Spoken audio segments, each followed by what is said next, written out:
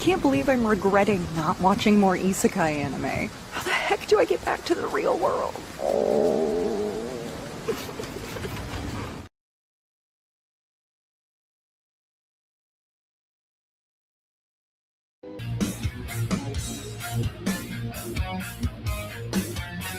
Pamela, are you there?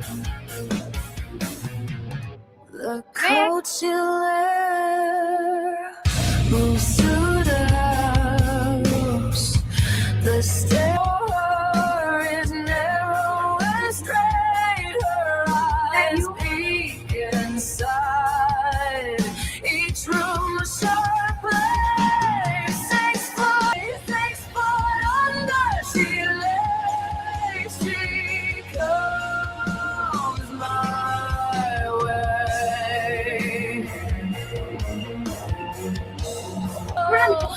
Their skin taut and foul, beetles crawl from the hole.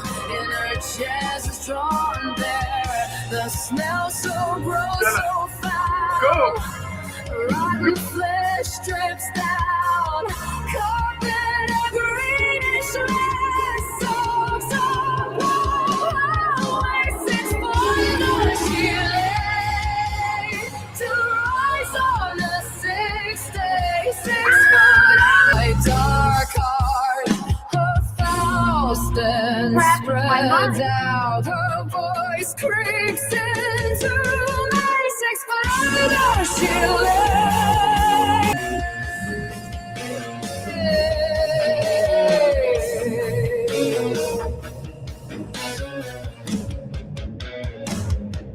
She has come for me at last, cold reminder of my cruel heart, come to take me to hell, my angel, my black dahlia. 6 foot under shall lay. She comes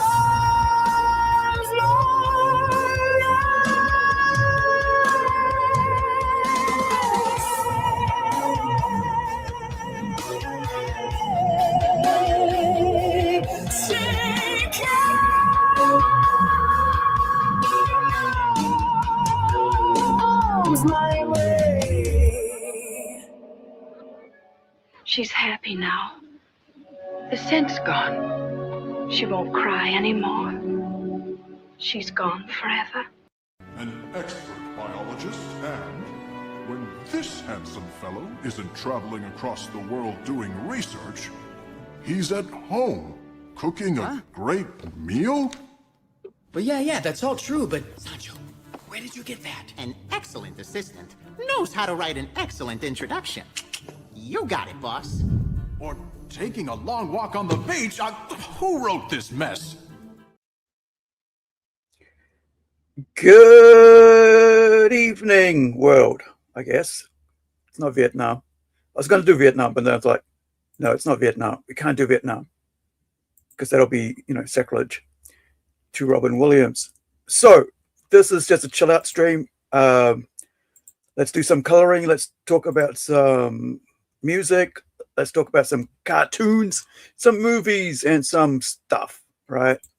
Just hang and be happy. I think there's a lot of I don't know, like, the last couple of weeks I've just been like finding myself distracted by everything else but being happy. I think I was at my sister's the other weekend, and I was like, I do not want to think about politics. I do not want to think about what I talk about online, or on my live streams or anything. I just want to just hang out and enjoy the presence of my family, right?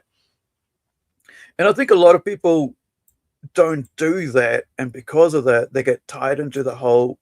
And I think, and myself included, right? You get tied into the whole. Let me carry on working here. Give him some teeth, some white teeth. And so because you get distracted by these other things, you forget that there are things in life that you can enjoy and, have fun at. And so what I did was the political streams that we did, which was good. I really enjoyed that, but it was just like, it wasn't like looking for the things to talk about.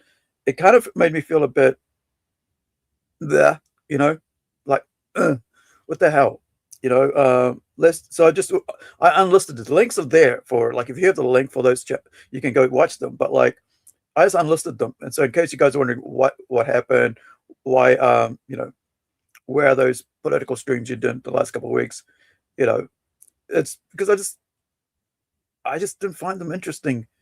Not interesting in the sense, like, I don't think that's what I want on this channel, but they are actually on the other channel, right? On the Monkey Stream channel, right?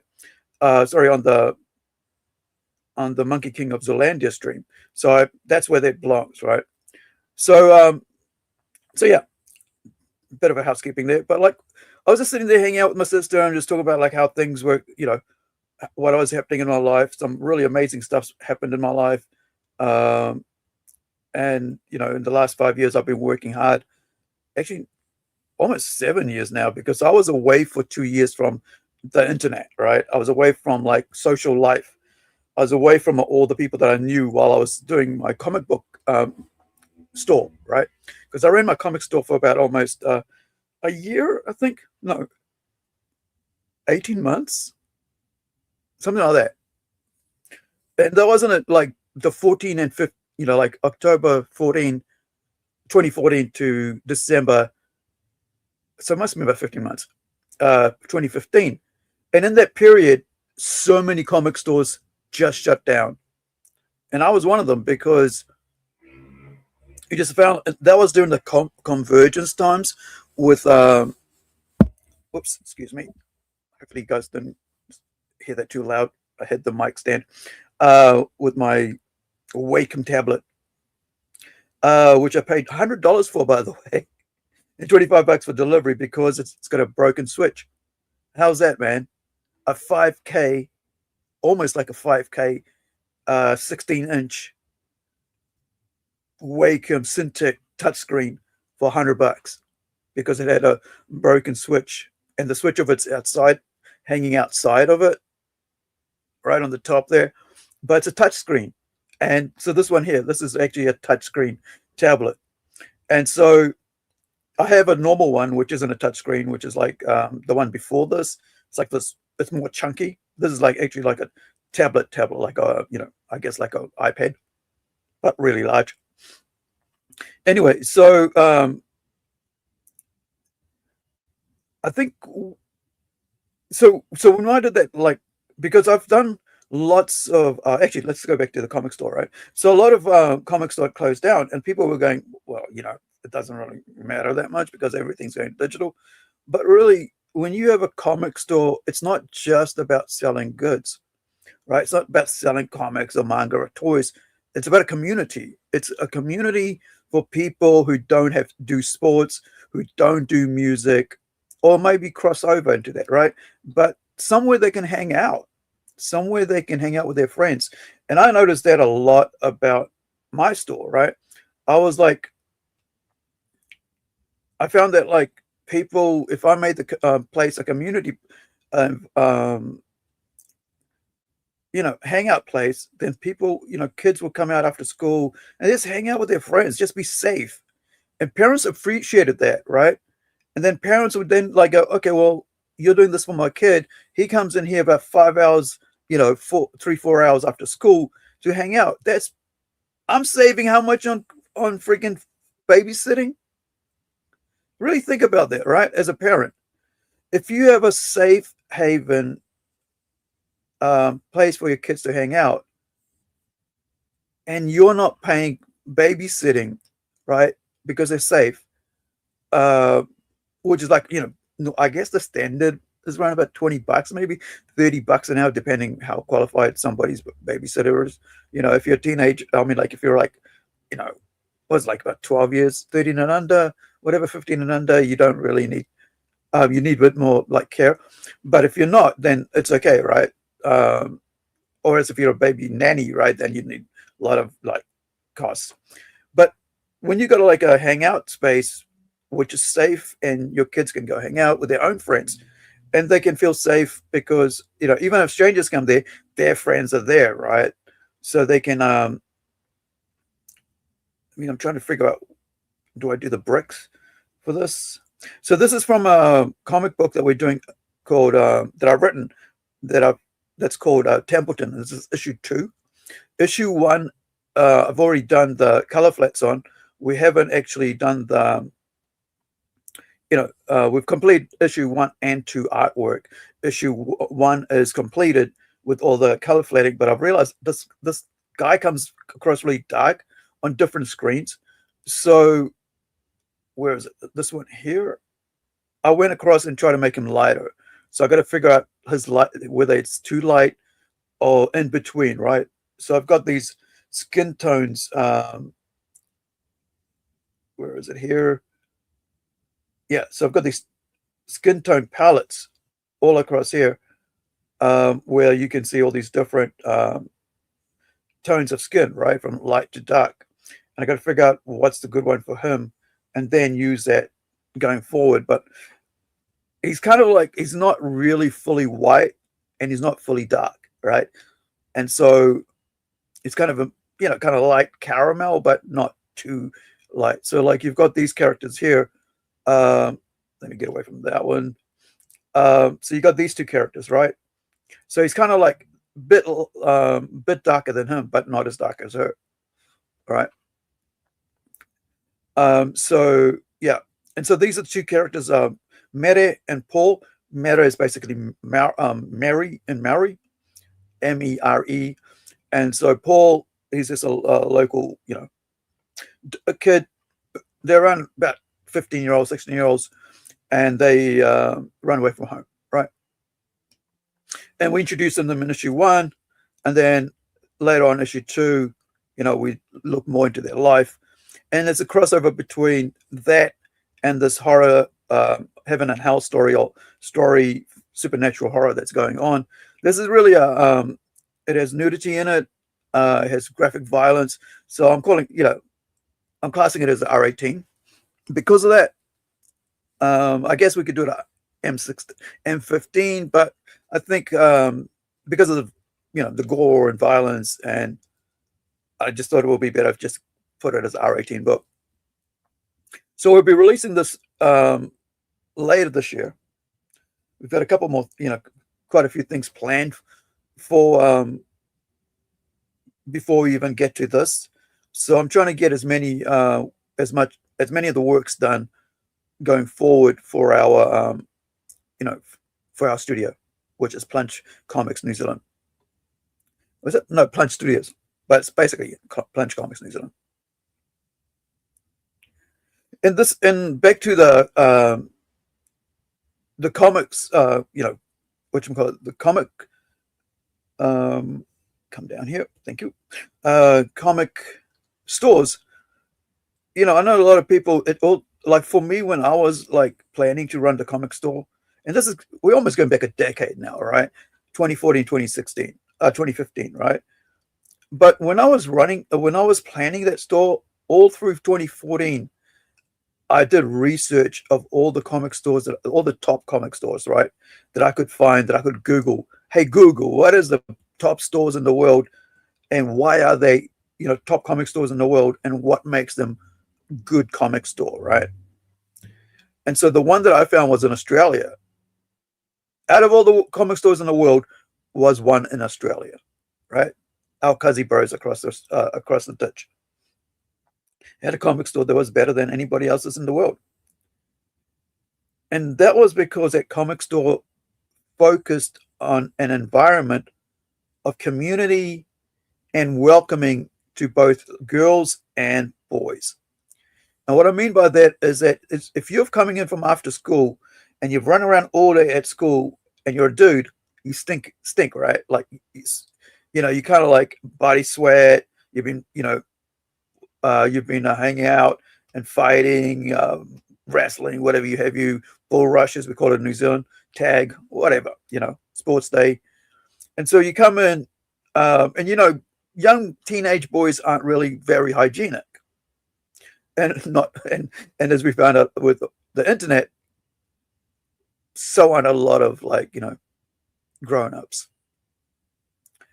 But one of the things is they said was that always have a nice smelling environment in your store, right? That when people walk in, it smells nice. So if you have guys in there for hours and hours after school, and they've just come in from like school, and they've been like, hanging out and, like I said, being really physical, and they're sweating.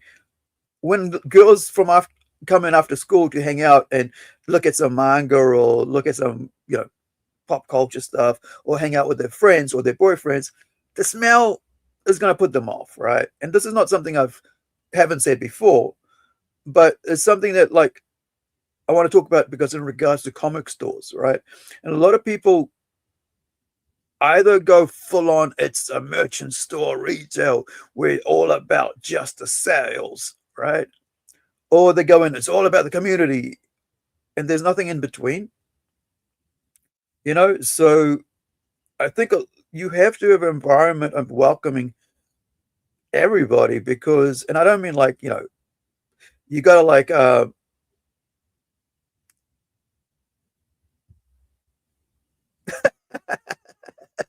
intense shifter, a sheep dips pit in the front of the store.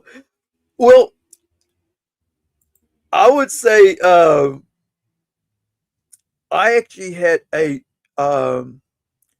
air freshener in the under the counter, and the kids knew that when they came in, if I smelt that that they smelt, and also a deodorant spray. So I'd go, hey dude, spray yourself. Also spray this over your shoes. All right, air freshener over your shoes. And I had like 15 regulars in there just about every afternoon, right? 10 to 15 every afternoon.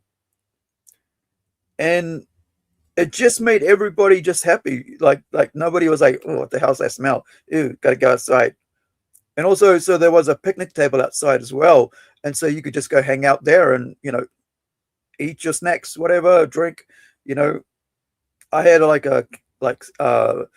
chocolate bars and stuff and chips, and just, nothing that you had to heat up or anything, or that you have to worry about, like with food, what is it called? Food regulations, right?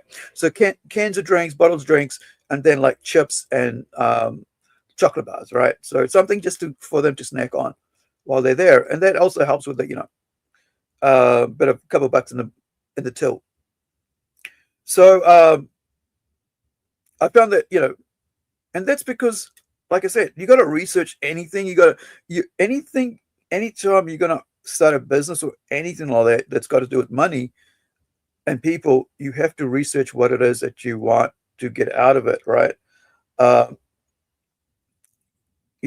figure out whether what's your point of having it there, right?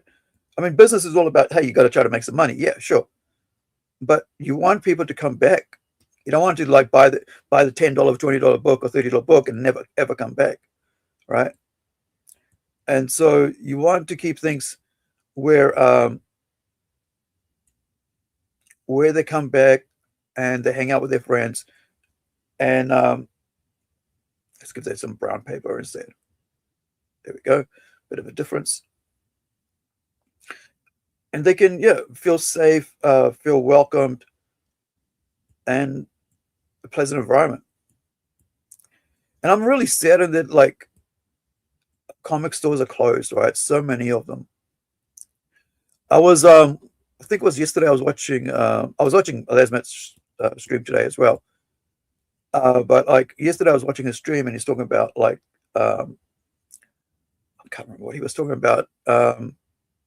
Oh yeah, we're talking about like how comics, and this is why I'm talking about the store, is that how comics companies rely, like the mainstream comics company relies on the store to be the customer. It's not you, the fan, who's the customer of DC and Marvel. It's the store. It's the store that loses the money.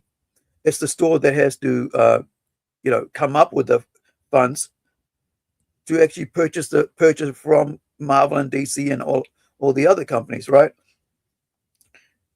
But like at the end of the day, it's really the comic store that carries all that all the stress, the long nights, the long days, the waking, you know, uh, the sleepless nights, how I'm going to pay the bills because I got to pay 2 months in advance, and it's just really, really stressful when you're in business, especially in comics, to be able to support yourself as well as be able to pay the bills to the mainstream, suppliers like the top five. And that's why you see a lot of them just stick to what sells and nothing more, because they can't afford to buy anything else. And then when you have junk coming out of the mainstream, and then and something that Lesman said, and I think it was KSS, they said in this live stream chat yesterday that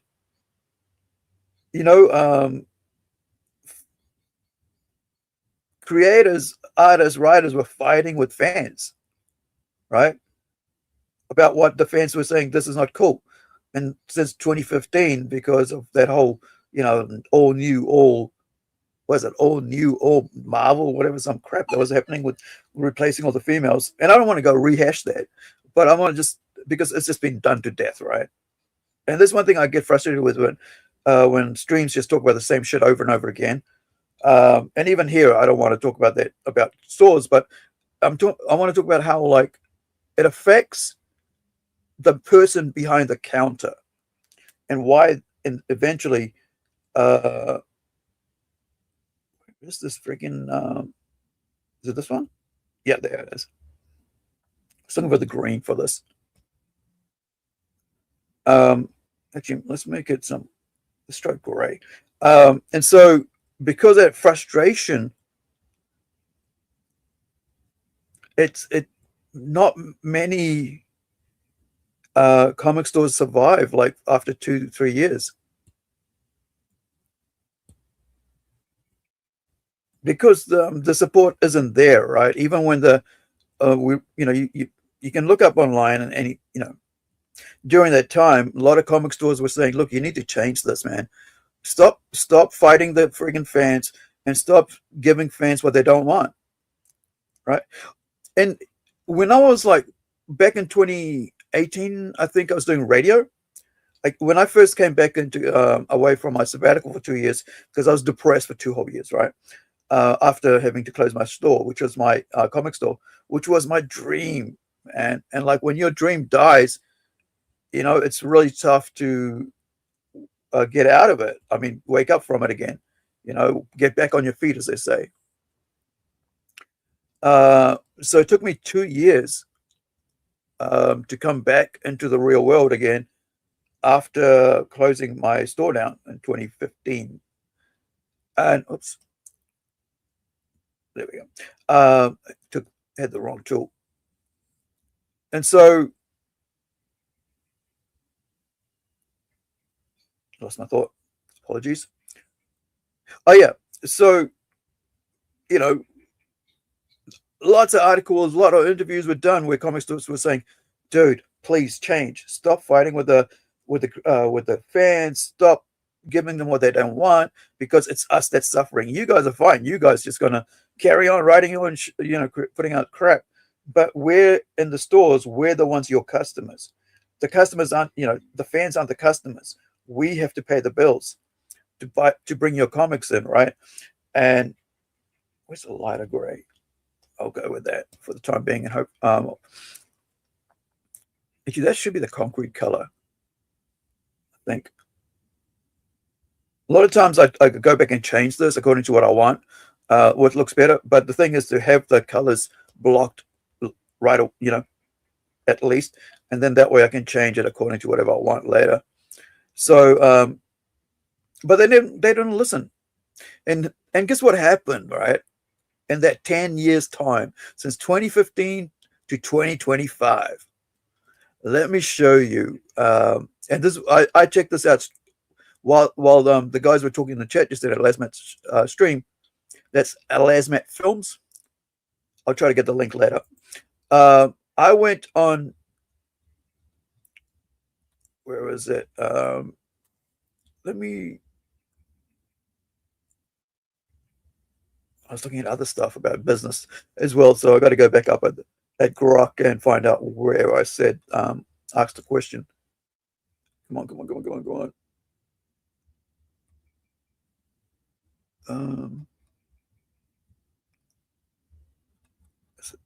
Hold on. Let's get this here. Is it? Where are you? Gosh. Oh,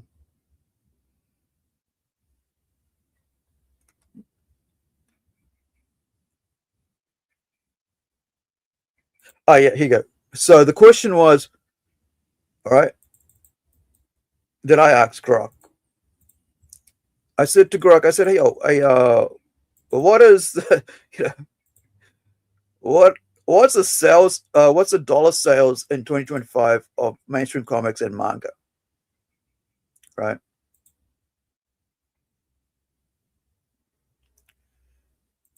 And so let me show you. It is double, right? Double that of comics.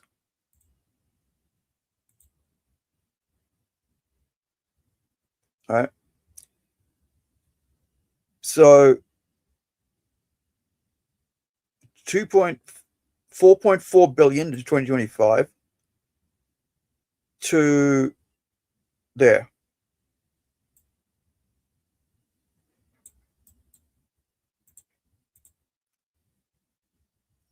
And this is what happens when you don't listen to your fans.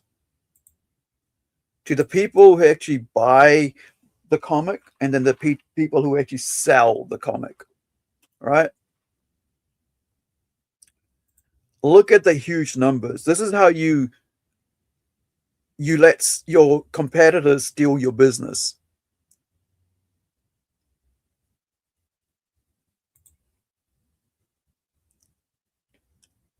Look at the numbers on that. It's 2.2 billion. That's a record high. Domestic, 4.4 billion. And then global, 10 to 19 billion.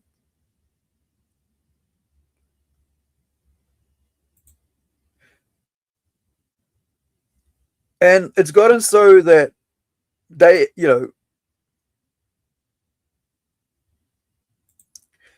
that is true, Shifter, right? He says, I still think that the digest size and layout is a key. Yes and no. I think, see, why manga wins is because of the chapter uploads, right? Weekly chapter uploads, which really kills the creators. To be honest, mangakas, right? We call ourselves comic creators, but mangakas, right? Japanese comics creators, they're overworked, they're stressed out, they die young, and so the weekly uploads are crazy because you got to put out those weekly uploads every week. If you don't, some other dude's going to come and take your spot, right? And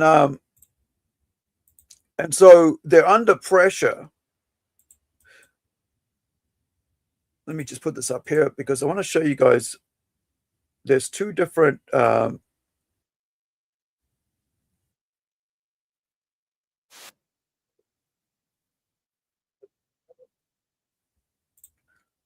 something was playing in the background because I got to teach myself OBS because I want I want the streams to be a bit more snazzy. I want to have like 2-3 different different what you call it, you know, what is that called? Video clips showing at the same time, so I can be working here, and then I can also show you the screen, and then also have myself on there talking, right? That sort of thing, whatever. So this is our manga on Webtoon. Mine is a few pages because you know, because it's a mature comic and they don't want a couple of pages in, so they took a couple of the pages out, right? They deleted them, and I can show you there in the dashboard. So you can see here removed, right? Removed. That's 1, 2, 3. Plus there's a double page in there, so it's like a bit more than that. So about 4 or 5 pages were removed from this. Yeah, I tried so many times. Look at that, all removed. You know, it's kind of like, I guess you could say love scenes, sex scenes, whatever. But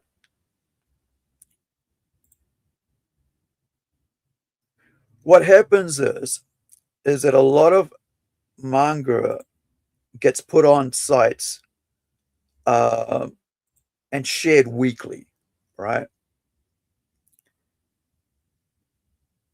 And so you got weekly updates, a couple pages, whatever. I think it's about like maybe 7, 11, depends. But it's stressful, dude, to be able to do that, right? And so because of that, you're gonna have like you know, stuff like this, like for people to, you know, read. We got panels, right? This is an entire page here. This is one whole page, right? So we're just cut up to be like our comic, cut up so you're able to read it just by little clips from the entire page, which is what I learned to do from Webtoons when we last year, yeah, across the last 6 months or so, when I was doing our Tomas, my artist, and my, you know, what you call it, the tortoise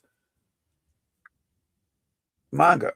And so that kind of like having learned how to do that, I could see, like, even after having friggin' created the pages and how to be able to do that, how stressful it is. Like, it's, you know, you got to like redo everything again.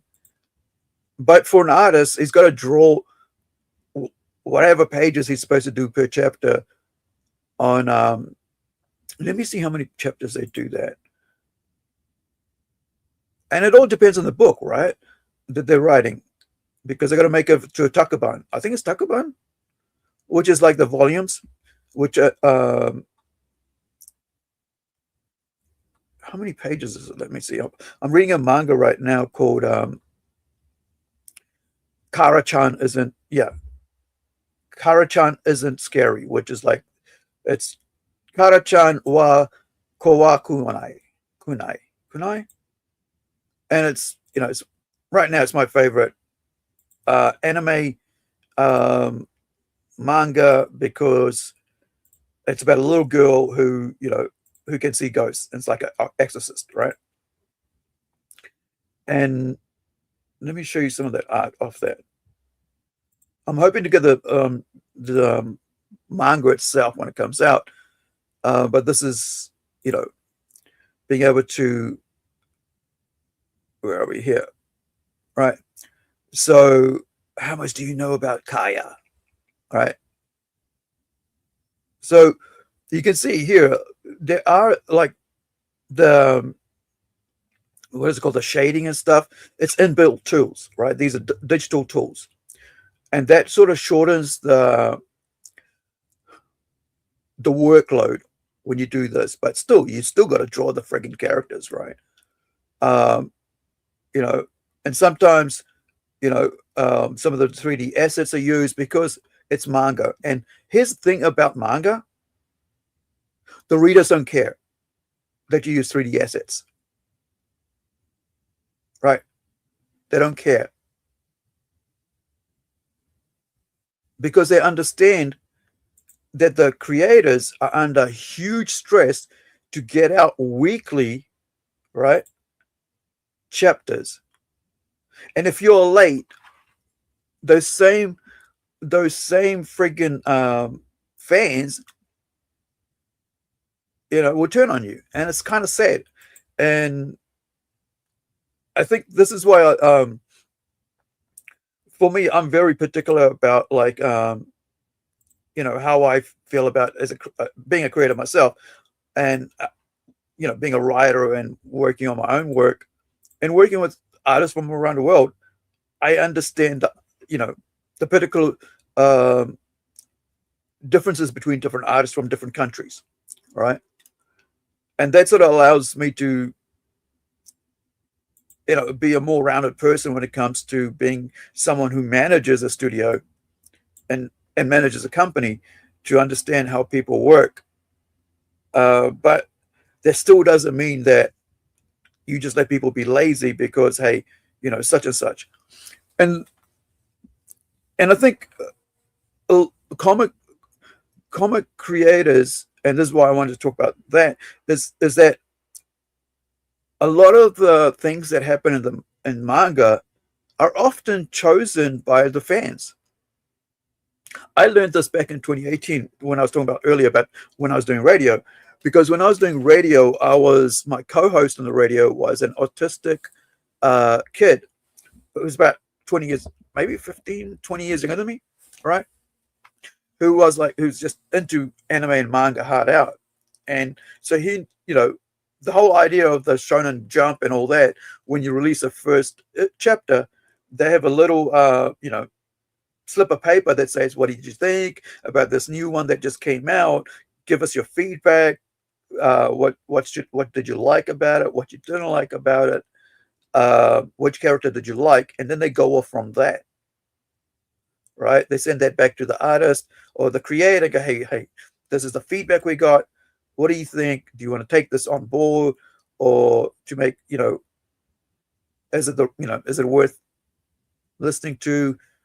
And it's, in the end, it's up to the, it is up to the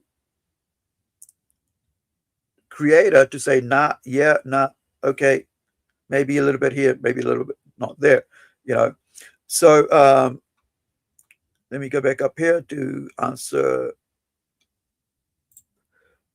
the Shifter's intense Shifter saying, unless you are selling covers on spec. What do you mean by that? Is that you're talking about variant covers, right?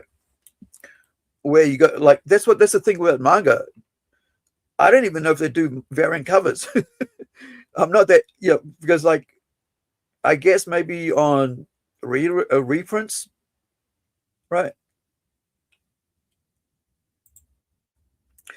So Shifter says to adapt to what sells. Oh, wait. To adapt to what sells. Do it Noam style. Digest size should sell. People like pocket size books. Yeah, and when I was a kid, right, like, all like Conan books are like novellas, right? If you go back and check out their pocket books, right? That's what they used to be called, pocket books. And the thing is that in the rest of the world, especially in Japan, I should say, manga isn't treated with disdain the way comics are in the West. How many times have you had comics we say, oh, it's for kids, isn't it? The only story that I've written that could be classed for kids is Incredible, right? Which is we've got issue number 2 coming out because we've completed it. It's a bit delayed because I wanted every piece of that work done before we hit out to Kickstarter, because I don't want to make put extras in after the fact,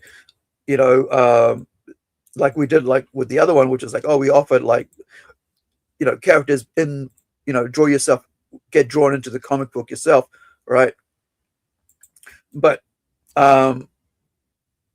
this is issue 1, right? Went out, and we offered so much stuff, and in the end, I was like, every time you offer more, it just cuts into, I guess, into profit.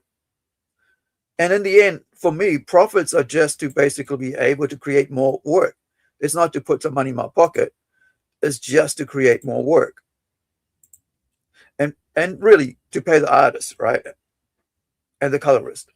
That's it. And so, because that's all I care about is that that the creators, the artist, the team gets paid, because I'm the writer. I don't really have to worry about anything, in a sense, because I just want my work to be shown to people, right? To get it out there. So this is the issue 1, links in the chat, but issue 2 is coming out, right? So if you guys can, yeah, you can see the, what's that, ticket underneath. It's going to come out. Actually, let me change that, because that's for our mature comics page. So this is the link, right, for where are we? What I'm looking at, there we are. So if you go to this page, that's where you can follow. It's going to go there. How does that work? Hold on. Because the Rising Sun Comics is who's publishing, Incredible, and taking care of our Kickstarter, right? Because I'm useless at Kickstarters. Because there's a lot of planning you got to do and everything. I'm good at trying to promote it, promote it and such, but like putting it together, I'm not really good at it. So I always need help doing that. But here's a link for that, for the profile page, that you can go and find issue 2 soon when it gets out, ready to go.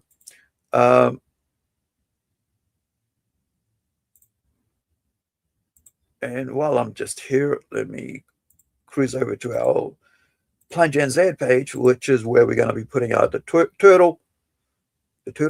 tortoise, and of course, Howler, which has been completed. I'm just waiting on a spoiler cover, because I wanted to do something different, a little different, and so like kind of an art piece, a cover that's between between pages kind of thing.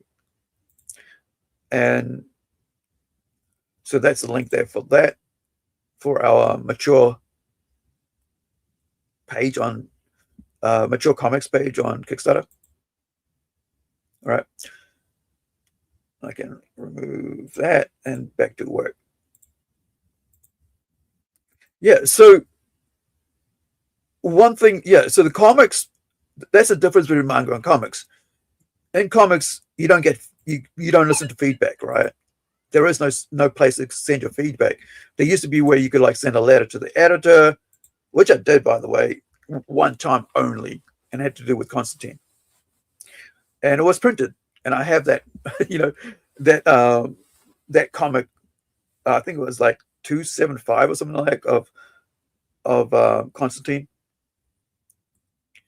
And maybe not, but I can't remember. But I do have a copy. I actually I didn't realize they had printed it, and then when I did see that they had printed, I went hunting for it.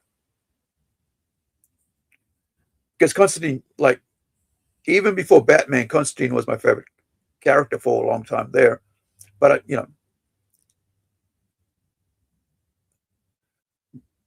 one of the things is that, as you know, and if you're a fan, you know that over time the characters take on a life of their own. And so maybe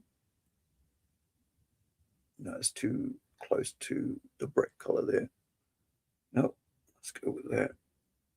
Still not good. Let's go really light. Now it looks like friggin' grayed out or something. Where's my skin tones? All right. Skin tones up.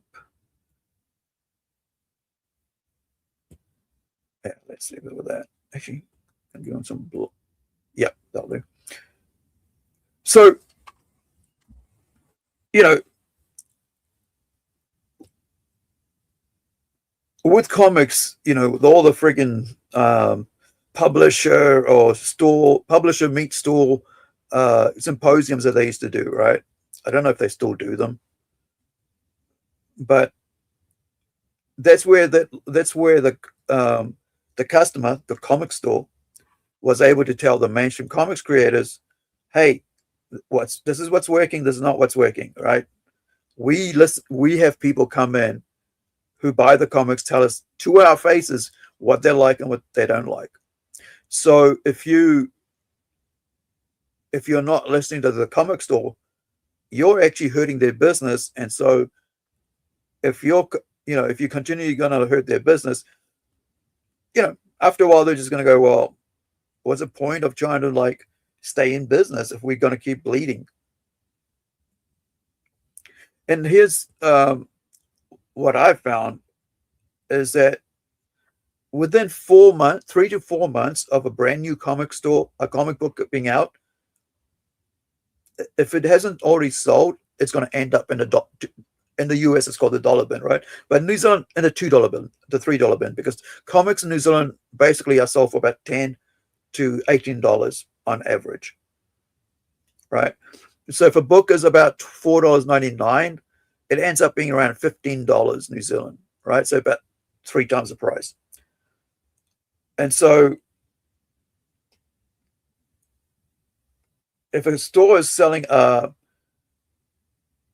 $15 book at $5, they've just lost $10 profit. And they've probably barely covered their cost. And the sad thing is that sometimes they'll never be able to get that back once that book is gone. And then whoever's buying that book will go sell it, online or something like that, and whatever. Because most of the time the comic store doesn't have because it's a one-person job, right? It's a one person who owns it. And the sales aren't that great to be able to be supporting 2-3 people, right?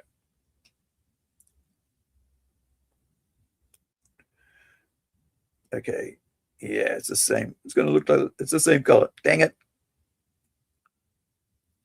So I think that's the right color for that. So what I'll do is change the color of this. Nope. All right, selected the friggin' whole thing. 1 second here.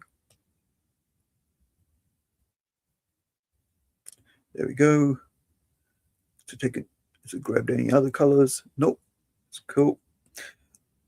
So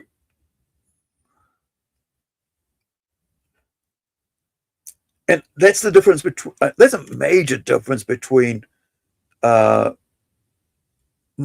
and comics, right? Where in Shonen Jump they're able to test what's going to work and what isn't going to work, right?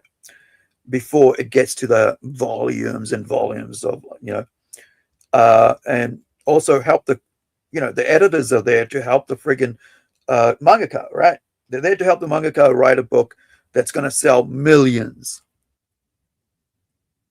not 100,000, right? Millions of copies around the world.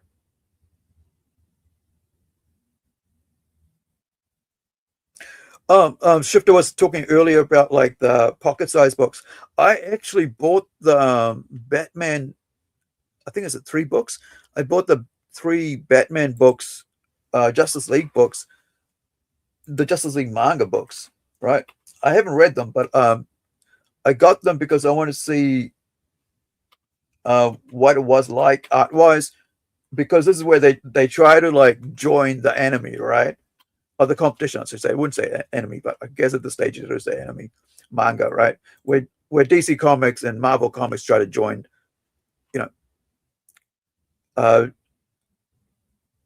is that it? Yeah, that's it here. So Disney, DC Comics and Marvel Comics tried to join the competition. So I bought these to check out what they were like. It just didn't appeal to me because it's like, well, it's manga versions of Batman, right? Um, and it just, yeah. So I think I've got all three of these, and it just didn't like do it for me because I don't want to see manga versions of comic books. I want to see, you know, manga, new, I guess, new superheroes made specially for manga. But then what's the point of that? Because you've already got My Hero Academia, right? An entire huge work, right? I think I've just finished or something like that, which is all superheroes, and which is probably better written that's than a majority of modern comic books. And this is basically DC saying, well, we can do manga too, guys. Look, we can do, we can make just, so make just as good manga. It's like, yeah, but you're not known for manga. Just do comics and do it better, right? And go back to what worked, which was tell good stories, character-based stories, not changing what they're about. Just go back to what worked, and stick with that. And let manga do manga, right? Manga artists do manga, do what they do best, and you do what you do best. But because at the end, when you like, do what the other guy's doing, you're just following, you know, you're basically just copying them at that stage. And it's no point doing that because you look like you're losing and people will know that you're grifting. And at that, see if I make it a green can.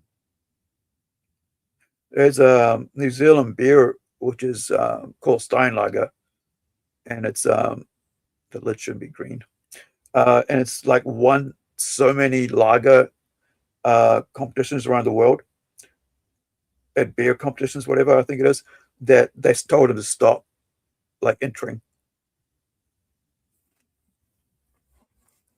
Okay, I think, do I need to change anything here? No, it's, oh, here we go.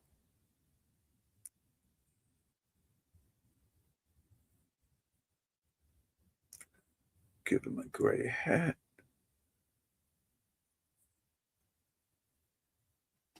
Maybe, yeah.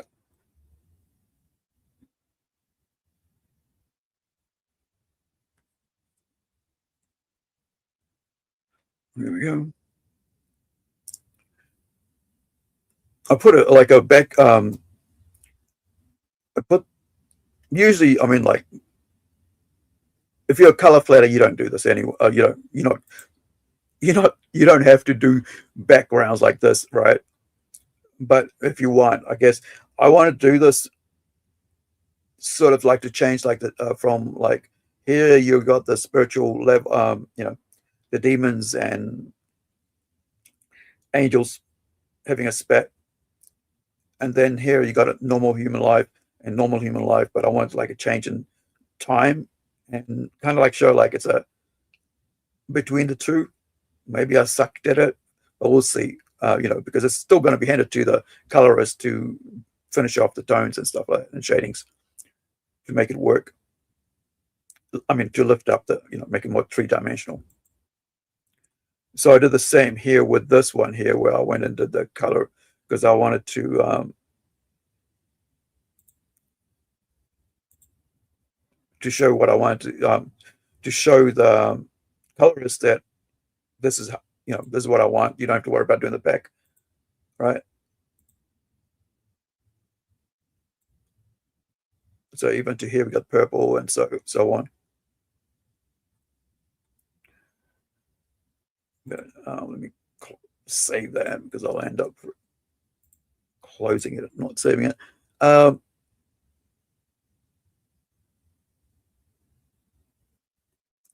think we who use I guess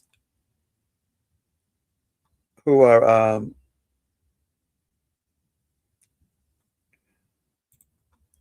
it was just trying to say for me there, who are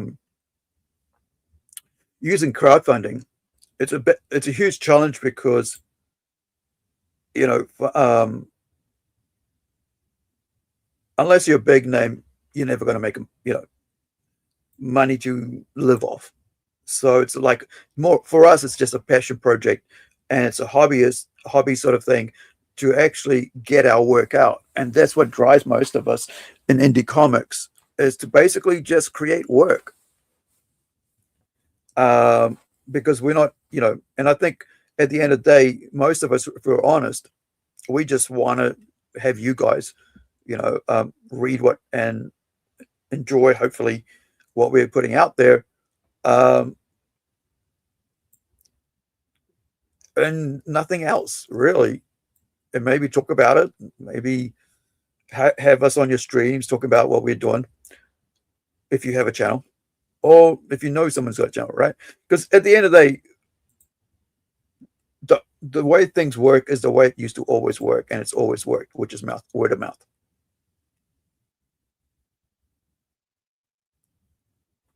I was trying to figure out, here we go, I missed that, a little skin tone there of this demoness. I think this is called Lucille. Oh, this character, I think it's like, this is like stuff I've written about 4 years ago. And the other thing here is I got to put some gray bits in here to, like these little things here to make it like it's chipped. All right, so it's not all just one tone. So the bricks have been broken and stuff like that. But yeah, I was trying to figure out how to do the fire, the flames here. So I thought I gave up. I just made these two tones. I said, well, let the colorists do the rest, do the shading and stuff.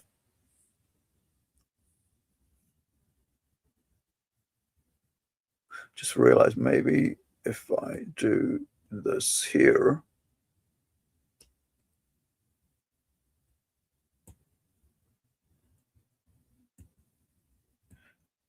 that could be her, her waistcoat or dress bit, to go with the bikini top.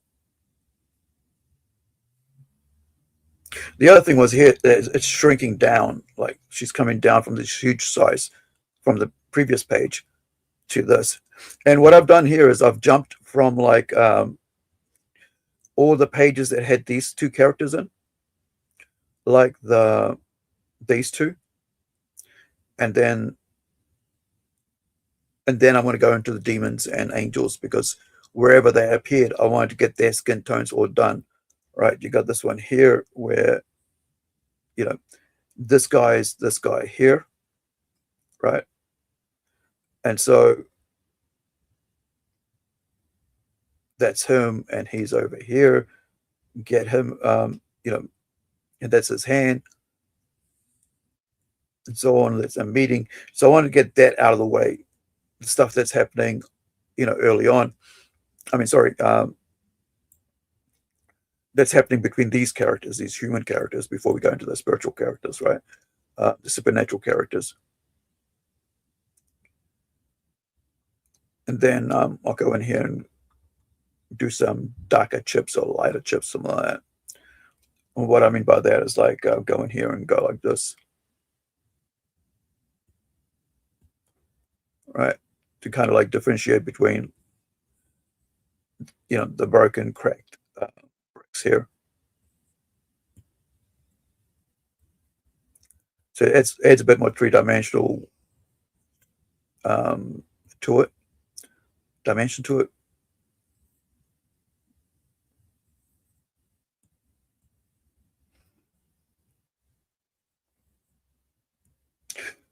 I've been looking at some, because we're going to be doing this art show streams on a regular basis on Fridays in New Zealand, US time, and then Saturdays New Zealand time, so that we can, talk about things that are coming out, that are already out, that are really good, that are enjoyable, right? That we can actually have fun watching and talk about, rather than concentrating on how bad this is and how bad that is. And so that was the whole point of the upcoming, weekly Friday streams, art shows, whatever it's called, monkey art show stream. And so that way, so I can introduce you to guys that what I've been enjoying and watching, right? Be it manga, anime, cartoons. Like I was watching this one yesterday called, that's old, right? It's really, I think, how old is that? I think it's about, because I was looking at cartoons and new cartoons, independent made cartoons, and there is someone had put up the entire series, right, of Bob, of God, the Devil, and Bob on YouTube. So you can actually watch this really cool, kind of, I guess slightly mature, cartoon.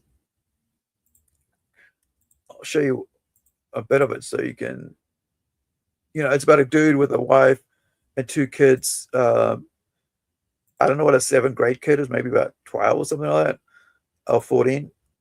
And then also, his younger kid who's like about 6 years old or something, and their struggles, right? And so he's got to God's basically told him, that I'm going to end the world, and you're the here we go, that you're the last hope for mankind, right? Hi, God here. So I was all set to destroy the world when I thought, hey, I'm not that kind of God. If just one soul could show me it's worth saving, I'd spare it.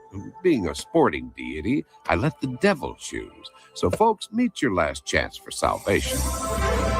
Wow. This is good beer. Oh, boy. Well, folks, I wouldn't make any long-term plans.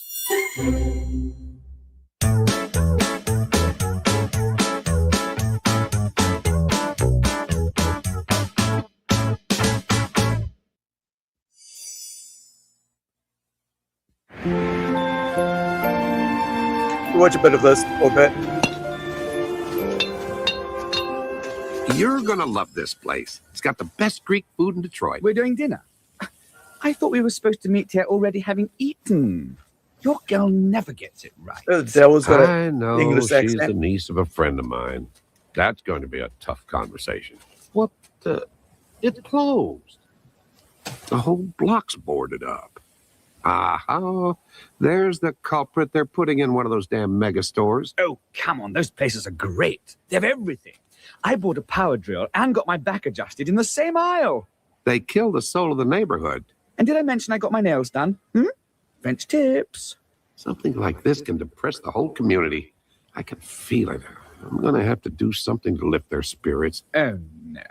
You're not going to launch another one of your lame-ass Life's a Miracle campaigns, are you? Detroit needs a shot in the arm. Well, why don't you get your little friend to take care of it for you? Mr. Peanut? What? Never mind. I'm talking about Bob. You know, your last best hope for mankind. What's your problem with Bob? I don't have a problem with Bob. He's nothing to me. He's a cipher. He's less than nothing. The man could show me a little respect. Ever since you chose him, he has no fear of me.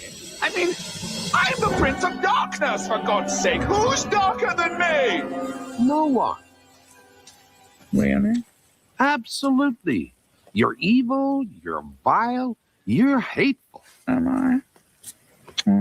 Sorry I snapped. I just need to hear it sometimes. That's what Jordan said. But try telling Brittany that. She is so not self-aware. Even Jordan noticed. We had this race in gym class, and Jordan kept teasing us. So Brittany and I were both dead last, and Miss Stockwell is all, "Don't you ladies have any pride?" And we're like, "Not really." Jordan says she's totally gay. What's gay? Like your Aunt Rachel. I'm late for the bus. Did you know Jordan talks to the bus driver? Why would anyone do that? Well, I guess that's Jordan. So, Jordan. Oh? Jordan? Jordan, your daughter just mentioned him 23 times in a row? Maybe it's someone from her school. That's brilliant, Bob. Well, she's a student, following that lead. Shut up, Bob.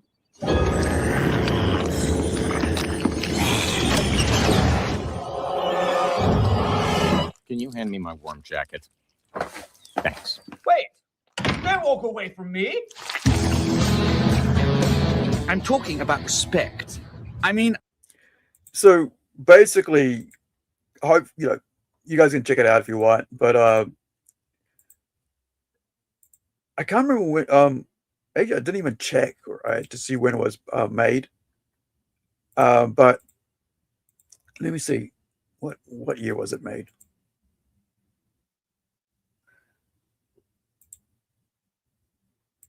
It's definitely made in the 90s, if anything.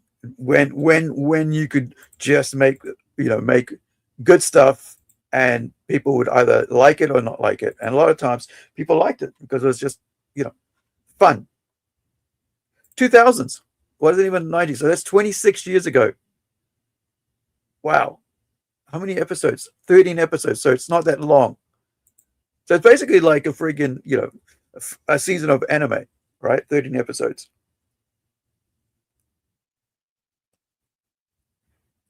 Wait. Darn it. I was good. How did I grab that? Let's go there. Minus.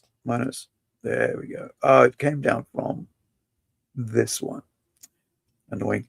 So, yeah, check it out if you like. I thought it was pretty interesting. I mean, what I noticed now while looking at all the recent animes, not animes, cartoons, which they call mature, right? Under the like similar to Bob, right? In that age bracket, which is like 15 and over cartoon viewers, right? All of them have swearing. All of them. Yet God, the Devil, and Bob, right? Which is link is over here for that in the chat, right? There is no swearing in that. And that was 26 years ago. But now every single cartoon they put out, even like what people call call outs, right? Even indie which we're going to show on like a couple of the trailers. I'll show pilot, whatever I'll show on Friday show with Tim, is that they all have swearing, man. It's like, dude, it's like, okay, every next episode, let's do like how much swear words we can use in this episode and so on. And it's like, the reason a lot of these early so-called mature stories worked, animated series worked, is because they kind of made it so that you could watch it with your entire family, and that gave those wait, there we go, and I can get rid of that. I was trying not to grab the gray, but grab just the brown ones and bricks.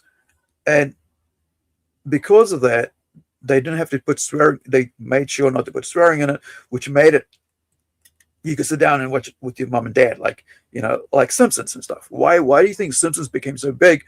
It's because parents were able to leave their kids there to watch it, even though it dealt with some mature content or themes, I should say, not content, but themes. Bad dad, bad family members and all that stuff. Even like Family Guy, no swearing, yet they still dealt with some, pretty full-on topics. But everybody that's like doing a Cal Art type brand new friggin' YouTube channel pilot episode for a new animated show is basically just a whole bunch of swearing. And so it's like it feels like you're watching the same same stories with just different characters. It was just weird. It was like, why are you guys, what's wrong with being, how can you not be creative enough to realize that you're doing everything the same as everybody else is doing? Like, you can go check it out. Like, I mean, I am going to show some on Friday show because I want Tim's opinion on it. I don't want to just give you my opinion, right? It's kind of boring when you just hear one person's opinion on it, because I might be wrong, and that's a good place to like be wrong, because someone's actually has a different viewpoint on it, and even I might be wrong, and it might change my thoughts on it with a different viewpoint. But yeah, I just found like these new season of pilot episodes, or whatever they're calling it, with animatronics, animatrix, something like that, where they just draw, without total filling out. It's like sketchboard, storyboards of moving pencil drawings, whatever, ink drawings, which hasn't been colored in or which isn't finalized, to show you what they're going to do with it. And there's so much you can do with the story without having to resort to sexual content, or especially with animation. Animation is such a cool way to reach a huge audience, man. That's why manga is winning so much, because every time they get they realize they've got a hit on their hands, they basically just go, all right, green light this for an animated series.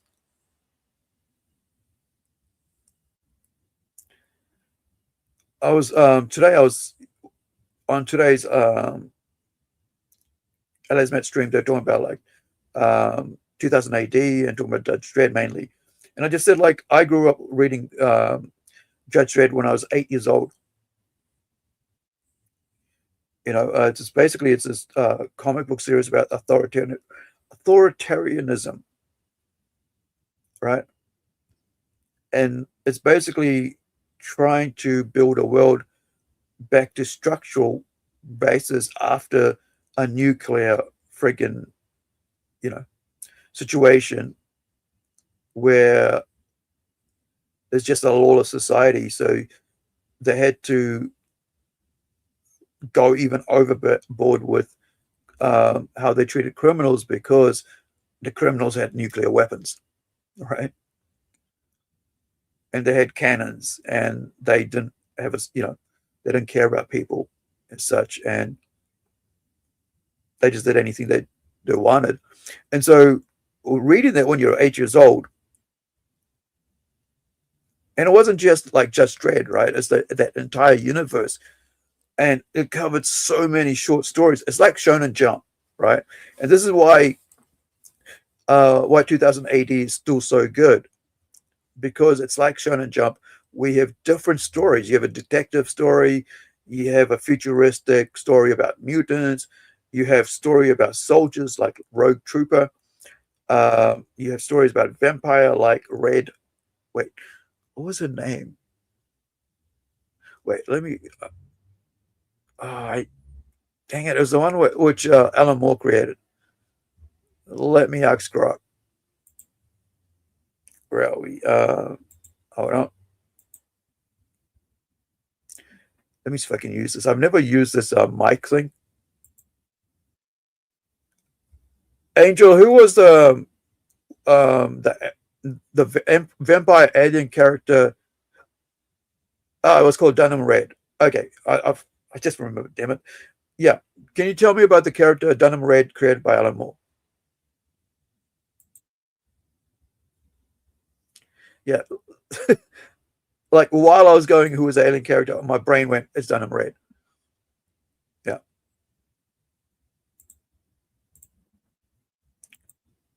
So let me see what it's saying. So Actually, I didn't even press the go button. I've never used this mic thing, like this volume, like, speaking into it. So I'm reading my my transcription here. Goes, Angel, who was the angel, vampire angel character? It was called Dynamo Red. No, it wasn't. It was called Dynamo Red. Now there's a wait. No, I'm not thinking Dynamo Kid. What was the origin of Durham Red? I think it's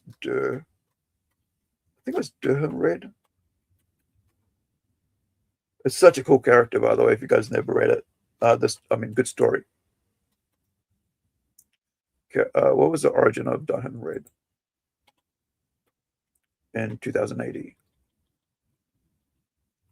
Yeah, I think there was also it was supposed to be 3 volumes, and then there was a fallout with Alan Moore,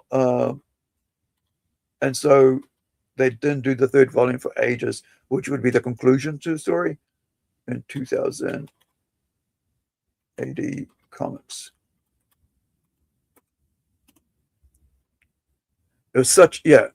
This is what I mean. Like that's why for us colonials, right, British colonies here in New Zealand and Australia and what have you, we got to have that on a weekly basis at our local bookstore.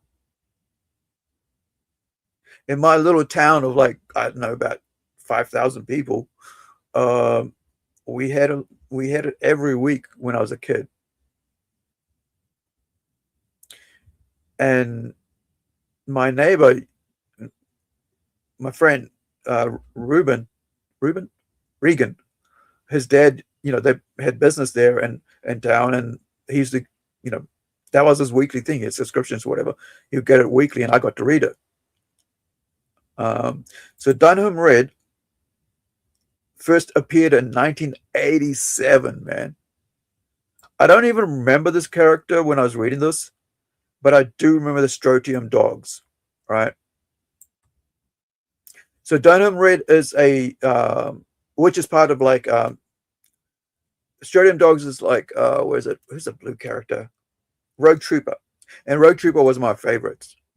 So in story origin background, Dunham Red is a mutant. Let me actually show you guys what the character looks like.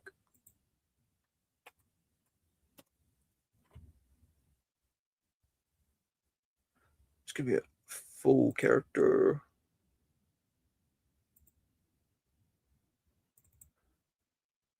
Are you not going to show me? All right, come on. There we go.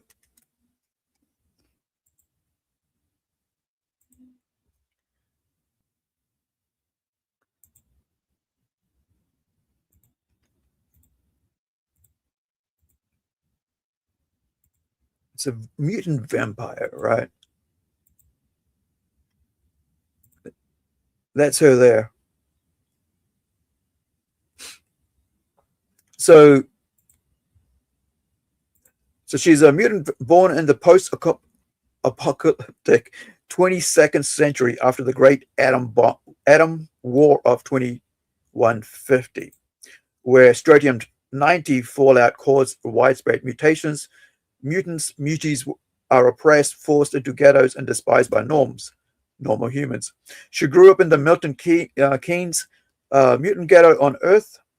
Even among mutants, she was an outcast due to her unique genetic mutation, a vampiric condition. It gives her an overwhelming bloodlust, superhuman strength, ability, regenerative powers, enhanced senses, and a very long lifespan. Her real name was originally Lucy, revealed in a 1995-2080 sci-fi special with Dunham as her married surname in Red, possibly a nickname or alias. There was debate amongst creators between Durham Red and Chelsea Blue early on. So Durham Red is much better, right? Rather than Chelsea Blue. But yeah, it's such a and the great thing about, and this is similar to why, you know, why characters live long and longevity. You remember them because they've had so much, you know, not only they've been around long, but because people actually enjoyed them and they watched them, and I mean they read them, like, you know, like I did, and grew up. And the thing was, like, when you're a kid, you forget a lot of stuff that you, because, you know, you're reading stuff all the time and you don't remember what you read, or but sometimes certain stories will stick in your head and certain characters will stick in your head. I actually read maybe about 3 years ago, the 3 volumes of such that were out, because I just got so tired of comics. It was like the same old crap over and over again. Which world are we destroying today? Who's the latest enemy in this story arc? You know, and I'm like, let's go back and read some good old stuff that I might have missed out on, which was like, you know. And so I went through and found a list of all the stories, completed stories, from, you know, 2000 AD. And there's there is a Wikipedia of all that, which you can go. Let me get a link for you guys. 2000 AD story. I think it's called. I had it saved up for me a while back. Stories. Is it stories? Or character? I think something like.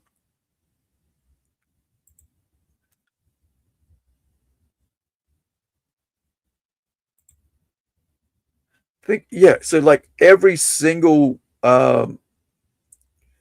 story that had ever been published and the complete issues and volumes that are in, or episodes, whatever have you, because these were like about 30-page, maybe 30 to 40, 48 pages. Yeah.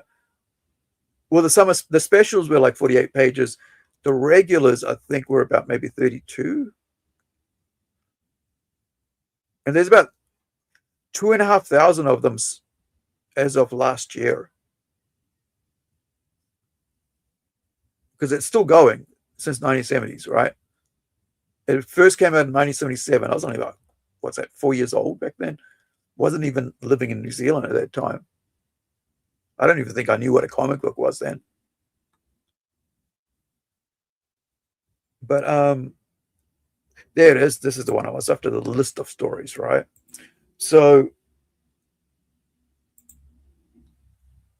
if you ever want to, you know, figure out which story you might be interested in to start reading, there is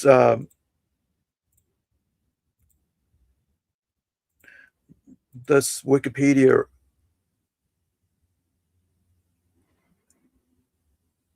list, right, that people have over the years, I guess.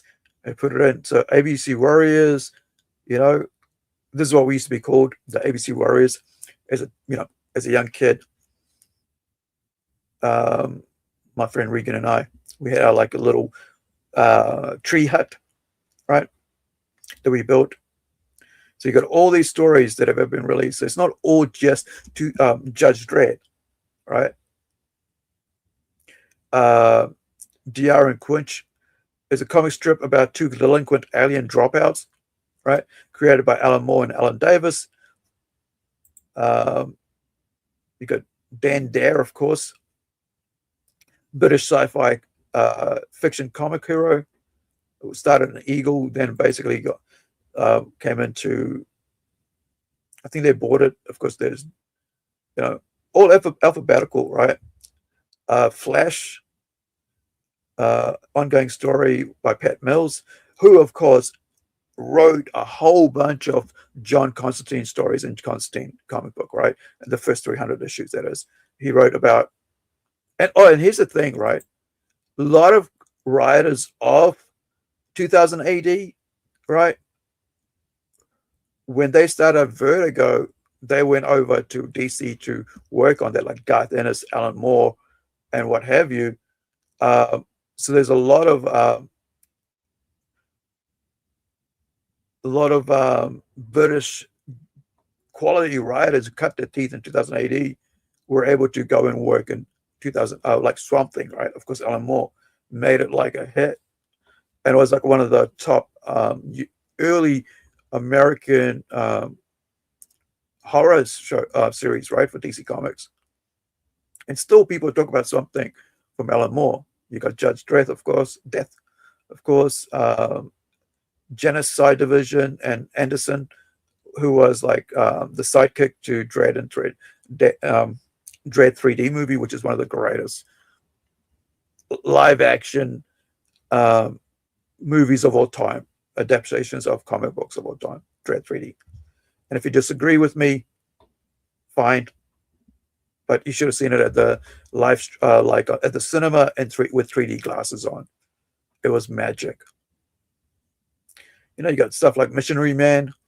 It's a whereas I think it's a cowboy.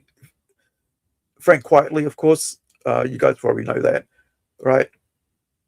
So you go here. Establish that tall preacher Kane rides a cursed Earth. So it's like a cursed Earth is where the mutants, the nuclear fallout, and so he's the missionary man, right? And there. There's so many, like, you've got so many great stories in here, like little short serials. Robusters, remember that well. Short of the Dead, adapted into a comic book twice. And of course, my favorite, Slain, right? This is highly recommended. If you know, I highly recommend, just because of Beasley's amazing art. But Pat Mills did great, really did great work on this as well.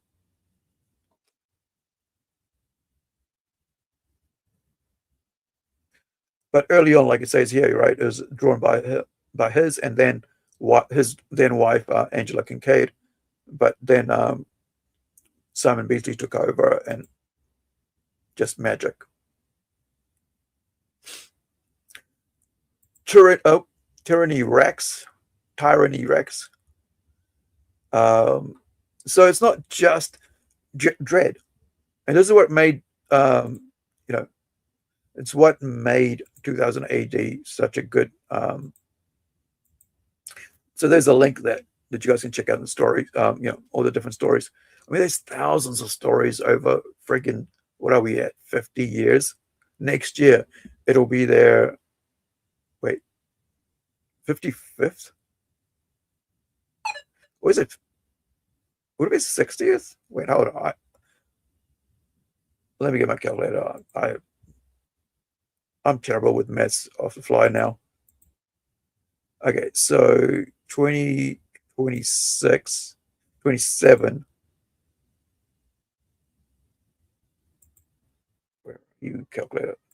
2027 minus 1977 equals, it'll be 50 years. Next year will be 50 years anniversary of 2000 AD. That's crazy. Man, I hope they've got lots of things planned, and I hope they release a lot of stuff, because, one thing I said in Elasmet's stream today was that they really dropped the ball after the Red 3D, because it's like people like so hyped after that movie, right? Because it just was just so magically done that it honored all the work that had come before it, and the adaptation was really great, and it included everything that made Dread. He kept the mask on, the helmet on. Actually, they should be darker.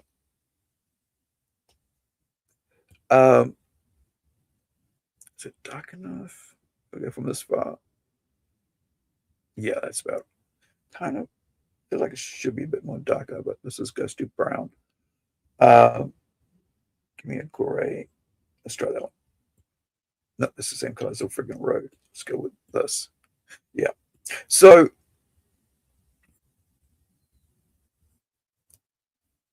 because if they had been smart, they would have just basically put a whole bunch of like short 30-minute animated movies, whatever have you, like of each of the, like the top selling character, the top known characters, right? So they could go, well, hey, this is Judge Death.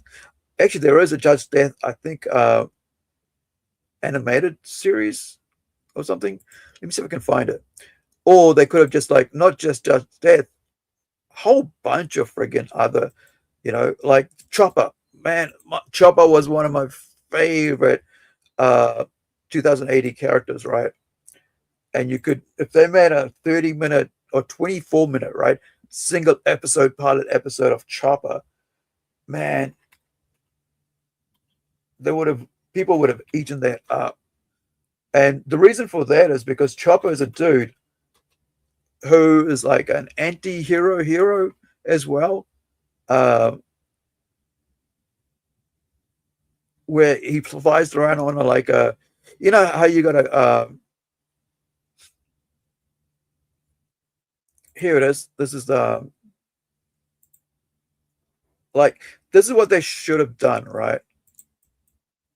30-minute tunes of all their characters, and that would have like opened up people who were getting bored at that time of Marvel and DC, right? Of moving on to something that was a bit more exciting, a bit more interesting outside of the friggin' mainstream American comics, right? And British, this is one thing that British have really never really done, which is like put a lot of effort in behind 2080 comics, right? Characters and such. So this is you can watch this later, but I'll just play a little bit of this Judge Dredd Super Fiend cartoon. They needed to do this for Chopper, right? Rogue Trooper. It was supposed to be a Rogue Trooper movie. I don't know what the hell happened to it now, but a couple of years ago, and I looked into it, they were supposed to do that, and they never did. It's like, what happened to it, man? Let me see if I can IMDb the crap out of it and see if we can find out. Rogue Trooper. Right. Sean Bean and Hammy Atwell were supposed to be in it. It was Duncan Jones was directing, and it's in post-production, supposedly. So which means it's been filmed and now they're editing it. Yeah, it's been 4 years.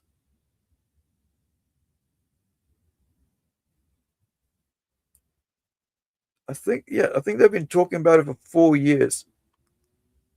But anyway, I'll play this little clip here, then we can go and look at the information about the Rogue Trooper movie.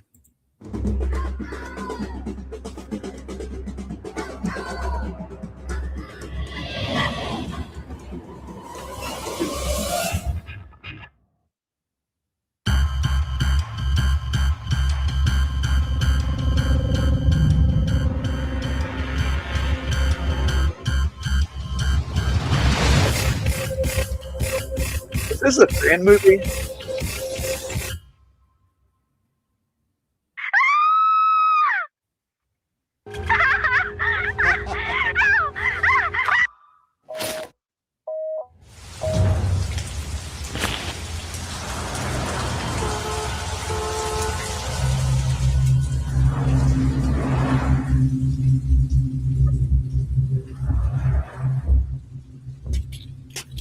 Yeah, it looks like a fan anime.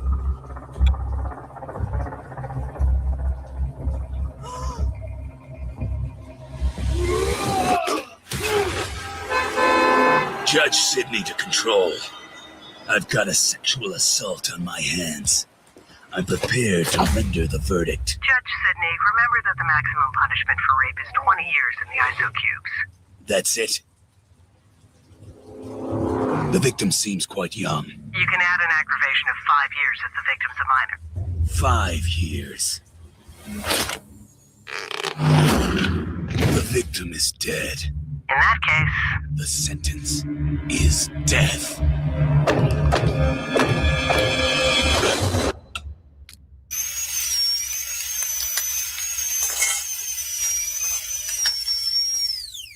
Father. I think I remember this. I mean, it's been a while since I watched it, right? So I think it was. And it's actually a good video. So I recommend watching it if you got stomach for it, because like Judge Death isn't like for everybody. But where was it? I think it was a fan. Is it a fan? Yeah, it's actually 11 years old, man.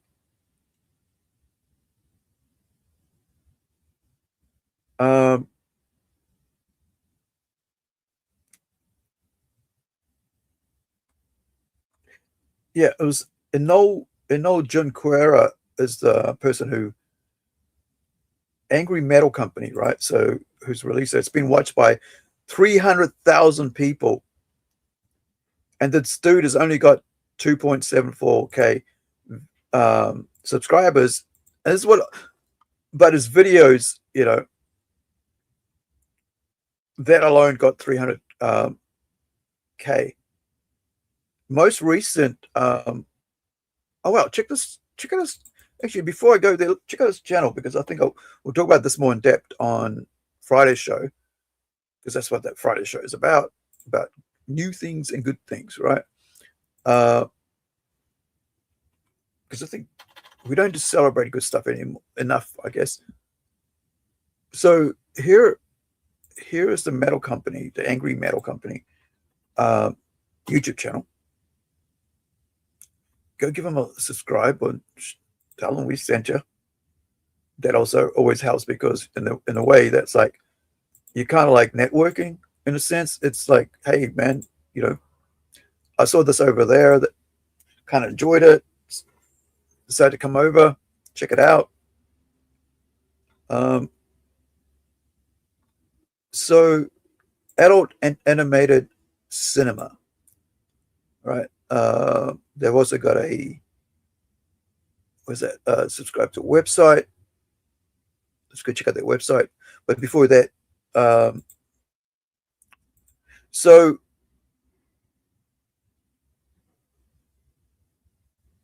don't really know who these people are, but there's like they've got a video game directed by the same guy who did that video we just you know, had a look at. So there's so they've got a live stream and notify me 2 days. The same, let's say Tuesday for me. So in 2 days that'll be Thursday, I think. Wednesday, Thursday, yeah. So you got they're still active, so you know. It looks like these guys are based in Spain or maybe South America, I'm not sure, but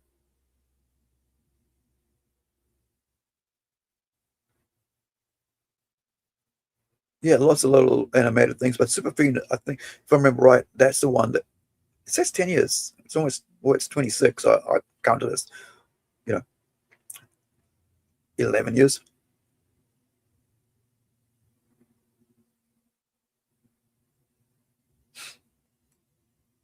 Okay. Let's check out that website. So, Angry Metal Company. This is their website.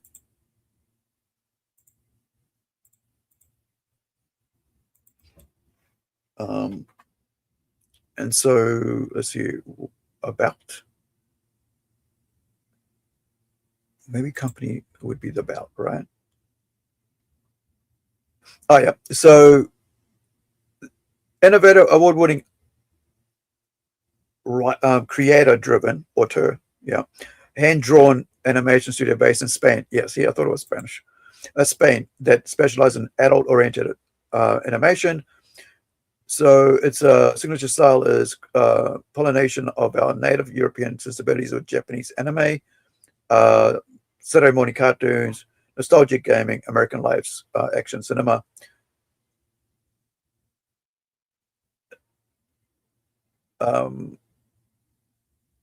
Yeah, so they've worked with, wow, they've worked with some pretty cool big companies.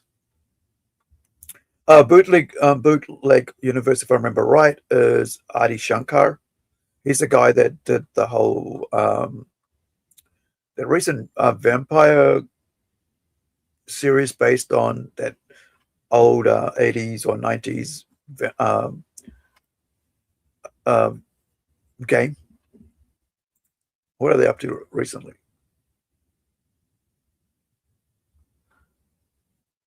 Yeah, look.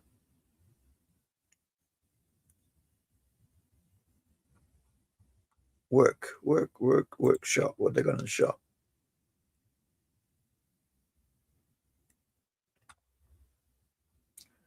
Nothing in the shop, I guess. All right, let's get out of here.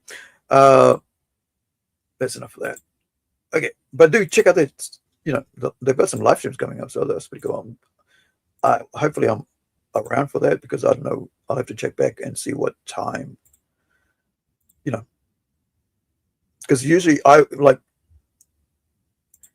work from like about 5 in the afternoon till about 5 in the morning, because it's really quiet at that time, sort of, kind of like, no, actually, no, it's around about 8 till 5 in the morning is when I work around, kind of on and off between that time period, because it's silent, like it's quiet, and I find the quietness helps you concentrate. But it's different when I'm coloring, right?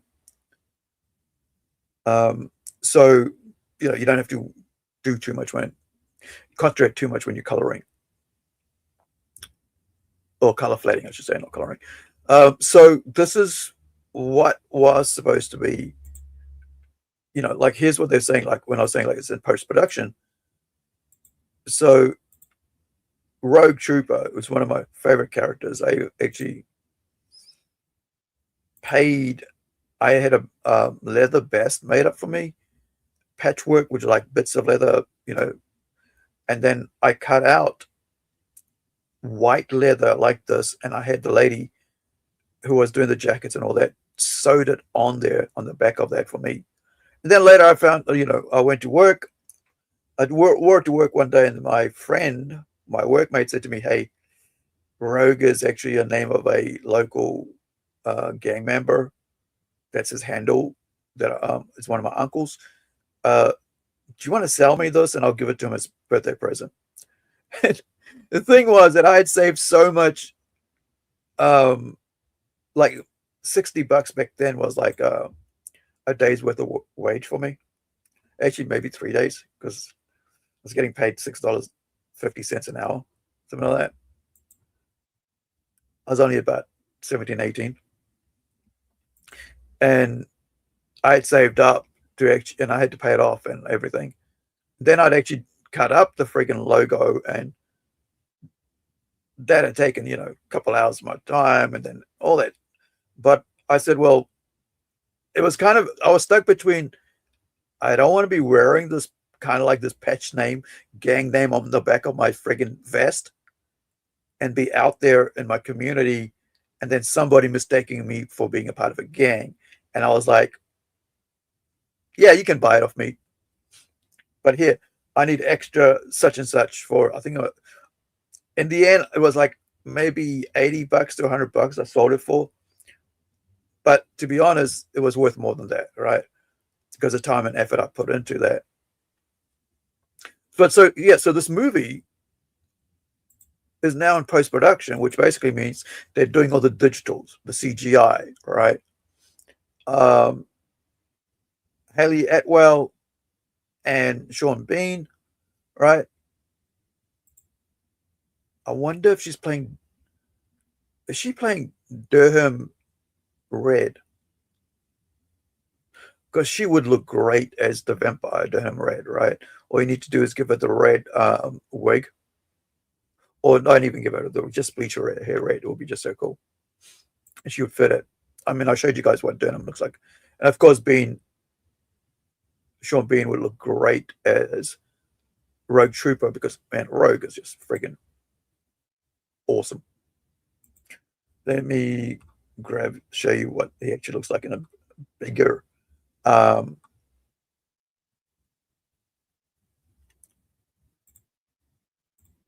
bigger visual than just that, right?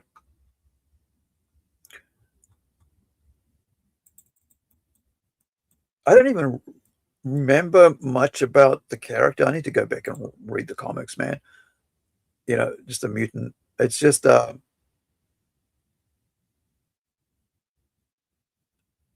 was something about that just stuck to me, right? It was like that character just made me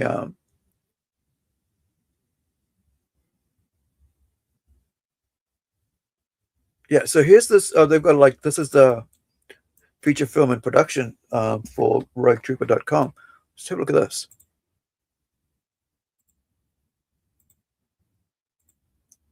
This is like after Dread. This is a movie I'm looking really forward to because I really think they just should have done Dread 2 straight away. Like, boom. All right. Because thing is, like, everybody's like, oh, we don't know who this character is. Like, well, this is who this character is. And now you get to, you know, for the first time, you got to see him live on screen since, you know,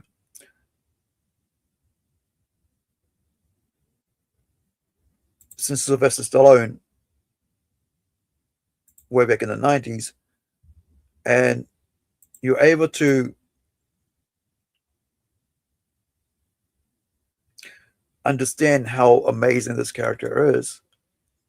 He's got a talking, he's got like a AI, you know, like a robot mode, like he can talk to his motorbike. Yo, come over here. And the motorbike drives up to him.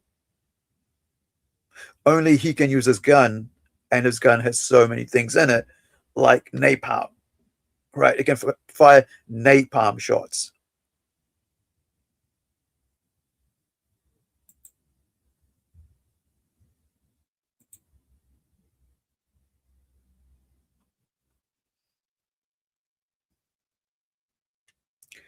So they're talking about. I think this is to do with the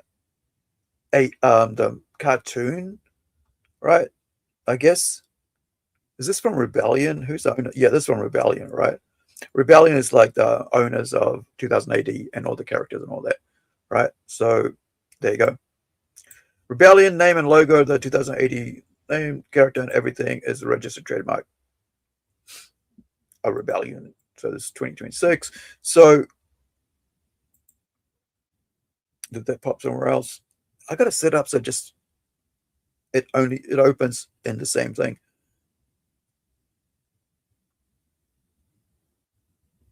Let me show you this artwork from this page. If it'll come up. Not that one. Where's the battle? Here we go. This looks cool.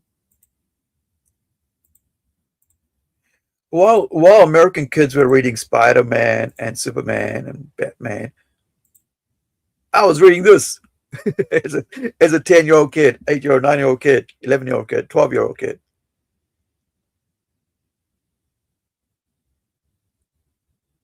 You know?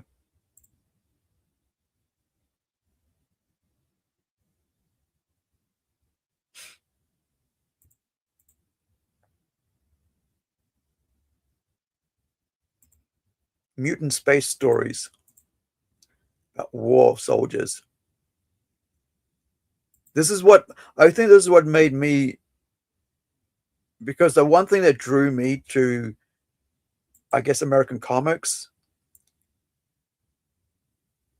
firstly was Valiant Comics the original Valiant comics in the late 80s, because I was able to buy them at my there was a secondhand store in another a couple like a half an hour bus ride to where I used to go to study for my chef's course and my computer literacy course, whatever, spreadsheets. I think it was spreadsheets. Yeah.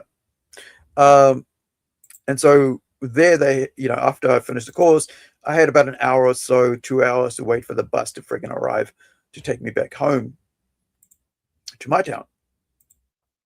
And so I would just hang out in there until, shops closed, until the bus arrived and so on.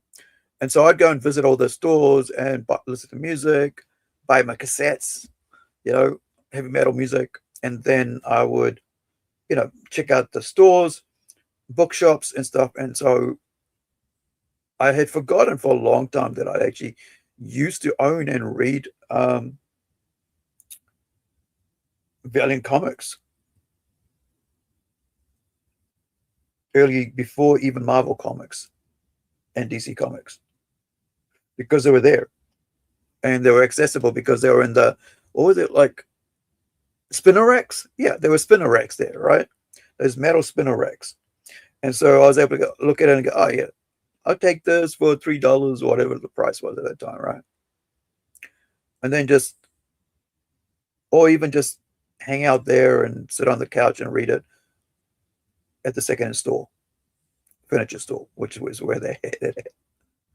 And this is what I think, this is the other reason why comics died the way they died, in a sense, that they haven't died, but I mean, you know what I mean? Like, they lost their place in the zeitgeist of people's minds, is because it took away the spinner racks. We'll publish it on our website. We'll publish it through this bookshops only. We won't send it anywhere else. And now they've got spinner racks back again, because they realized that they dropped the ball. I think there's this thing about like companies. Sometimes they go all in or nothing, right? Got to go big or not, or go big or go home, whatever they think. But sometimes in pop culture, you got to give people in pop culture aren't all the same. It's like me. I can't sit down for the life of me and play a Dungeons and Dragons game. I get bored so fast, man. It's or a video game. I've got an Xbox, and I've probably got like 50 or 60 games. I have a PS2 that I even opened up that my dad gave me because we were cleaning out his place, and there's like hundreds of CD-ROMs and stuff there, right? Game discs there, and like early versions, beta versions of games there, right? From the 80s, 90s, and 2000s. But the moment I start playing a video game, my brain goes, you should be working, right? Go create some stuff, go write some stuff, go do some drawings, whatever, go some logo design, go do some coloring, because it's just, I just don't feel like this thing to waste time, because there's only so many years you have in your life. I'm at 53 now, right?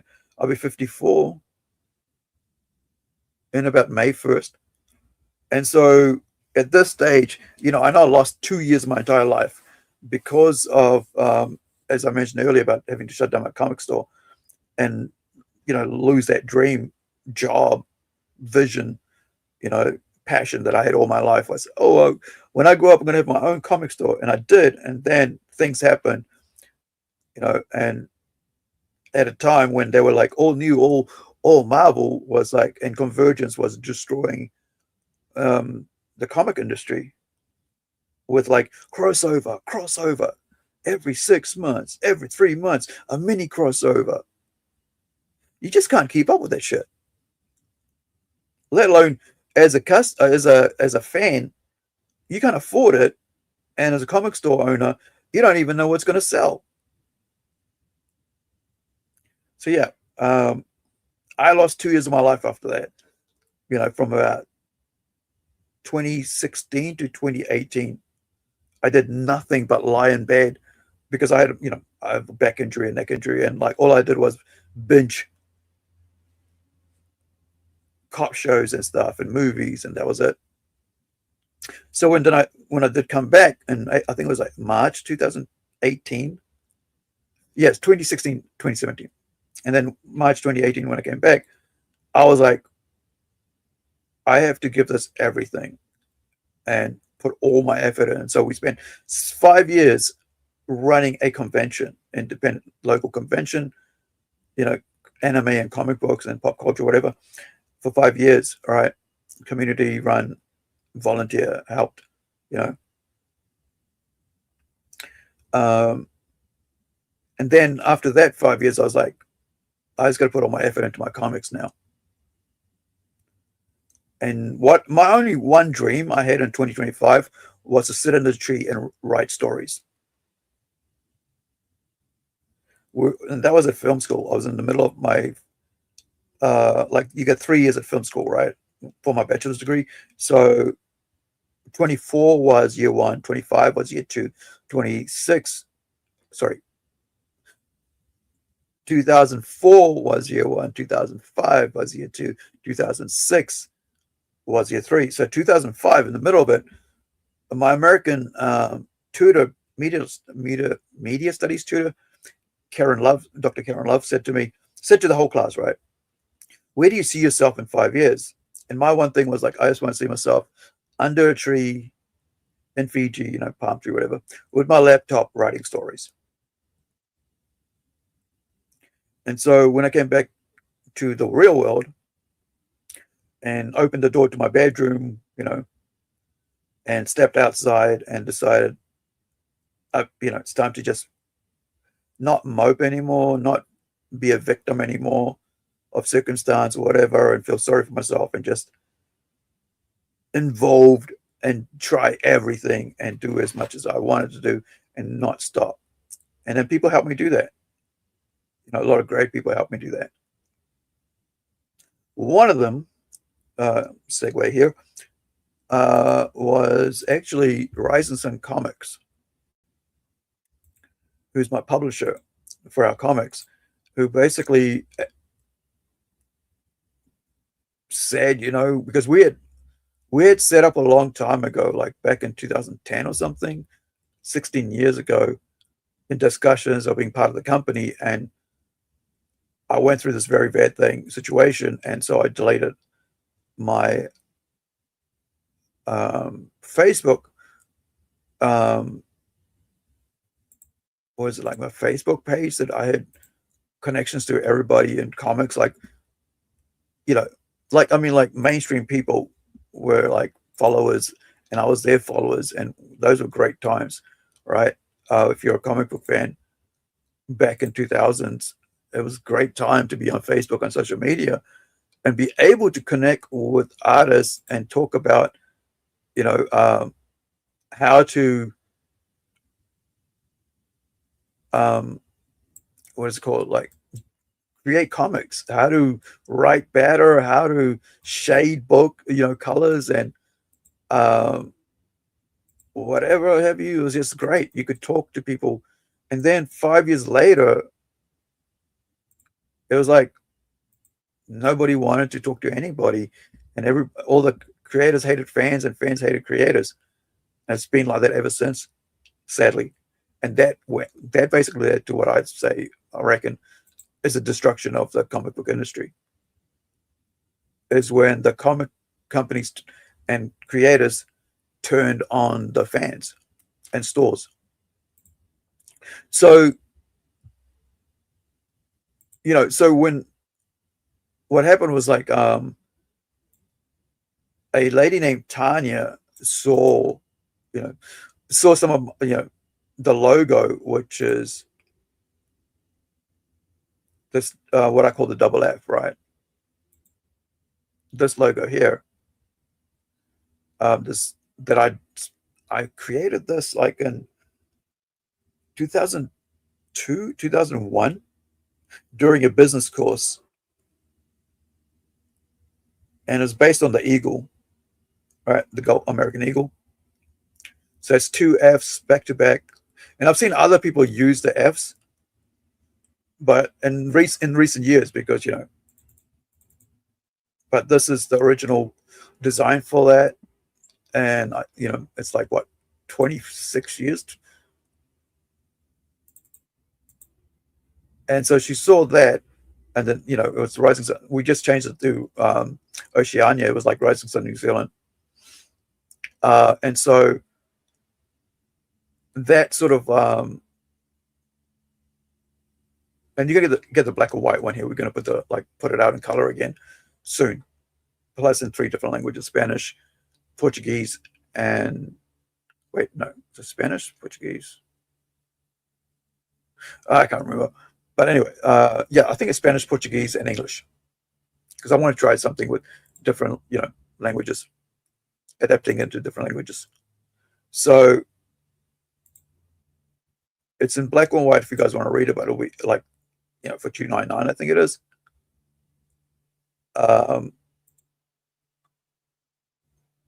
It's got 2 short stories on this book anyway, A Robot Nation.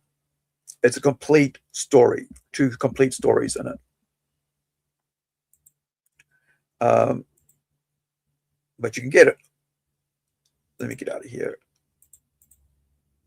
It's kind of like a teen plus book, that one. And of course there's Incredible. And then there's a magazine here that we did, which is about 64 pages with about 40 pages of comic books, complete stories, not ongoings or anything like that. It's got like little short stories. There's like a 10-page story from the Purgatory series. This one's called The Bus. You got an 8-page, I think 8 or 6-page, no words, art, full art comic by my friend here, which is Shane Evans. Then you've got another like a 6 or 8-page story here, and there's cartoons and stuff and interviews. This was supposed to be back in 2020, right? This was supposed to be a crowdfund magazine, but COVID hit, and so I pulled it off Kickstarter. Yeah, and so by joining back up with Rising Sun Comics, I was able to get back into comics again. Otherwise, I'd be floundering on my own, because they helped me get artists to work with. They found artists to work with me, like this artist right here, James D. Hill, right? Work on this Templeton series. This page from issue 2, page from issue 1. Page from issue 2, page from issue 1. And here's the entire color flatted. Where is? Oh, sorry, I should have.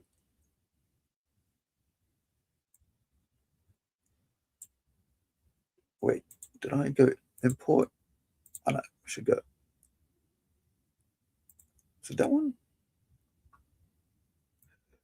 Oh, what's the thing? So Clipstudio Paint just updated their to version 5, and it's weird because why is this? Oh, I just realized what happened. I'm looking at the color flats page and not the actual. Let me get away from this in case there's some younger people watching. So the story behind Templeton, right? It's about a dude who gets murdered and ends up in hell. And what we call in the planned universe, hellscape. And so once he's there, let me show you some cover art. Once he's there, nobody knows why, but he's basically allowed, right? He's allowed to work for hell and not be tortured on a torture rack, right? For whatever deeds he's done. And so this is a interconnecting. So let me carry on with the story. All right. So nobody know. All the demons are like, some of them are really pissed off as to why this one dude. Right. And I got to change his skin tone because I still think it's too dark. Right. And they're all are going like, why the hell is this dude allowed to roam free in hell and work for one of the bosses, one of the Dukes of Hell, Pacinta, right? And have such privilege, right? Why isn't he friggin', being tortured as a human and for whatever sins he might have committed or not? See if that looks better. Yeah, it's still a bit too light. He needs to have a bit of a tan. Where's the skin tones? How's that? It's a bit pink. Try this. Bit more tan. Yeah, that's still like I'm trying to look at two different monitors. Like I'm looking at my tablet, right? The Wacom here on my lap, and then at the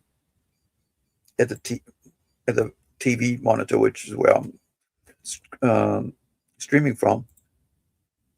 And between the two, it's got a weird, like, see, that looks red, right? So if I'm doing this, I don't want it to be red. I want it to be tan. But maybe, where are we here? So if I go there, maybe that might be, yeah. See, that's better. I don't want it to be him to be brown or caramel, right? So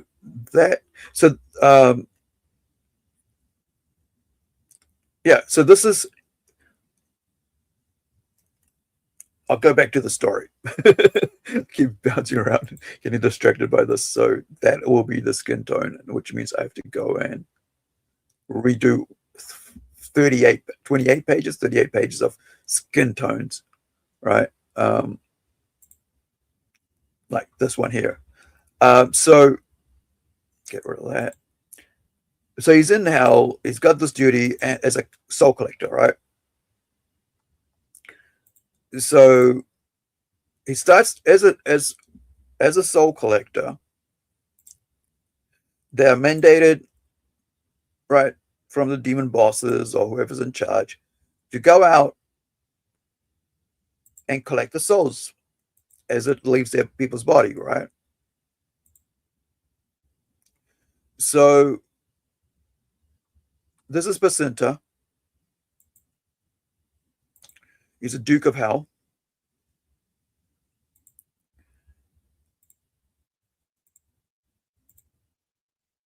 Wait. And this is the first time they show up, right? This introduction of them. Yeah, that's better. Yeah, that's a good skin tone.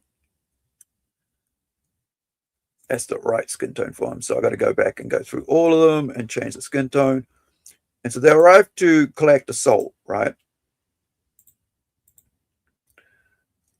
Of the 100 souls they've been told to collect, or whatever it is on their list of souls to collect for this outing.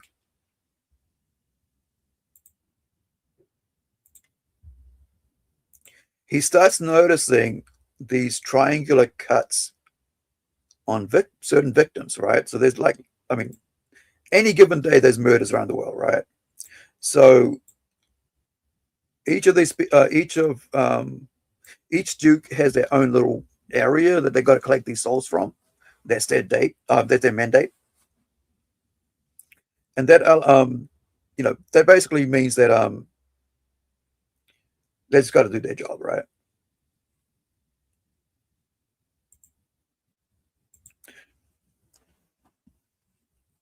So he starts noticing all these crosses, triangular slashes across the chest, and not only just females, everybody, like all types of victims, right? And he's going, what the hell's going on with this? Why are we seeing so many of this? And then they cut these souls to hell, and carries on. Those are going to heaven. The angels come to take those, right? And so that's why you get this interlocking.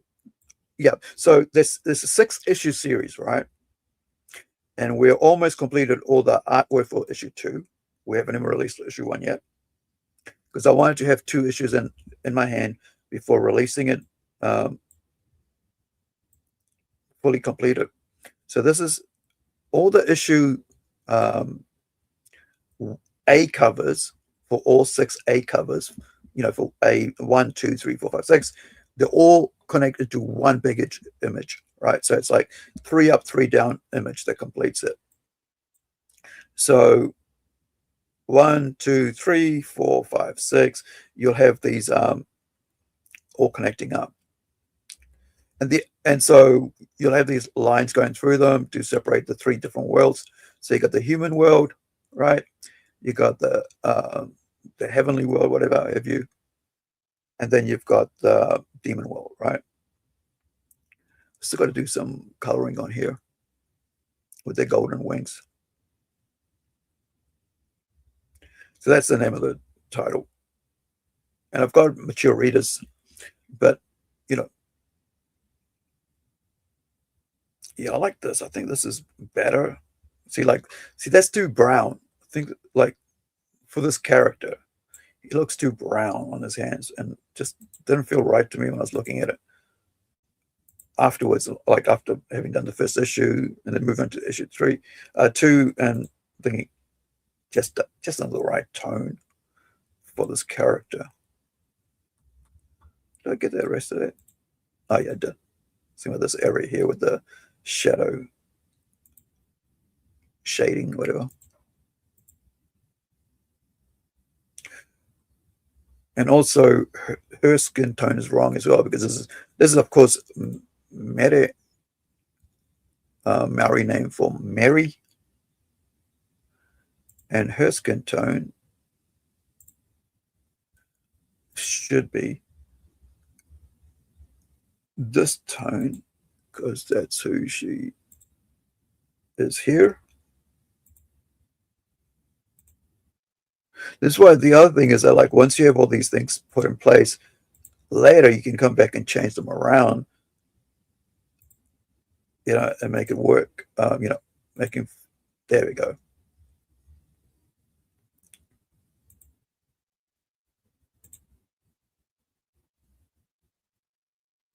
And also with these characters here, I think they need to be a bit more lighter skin, like this.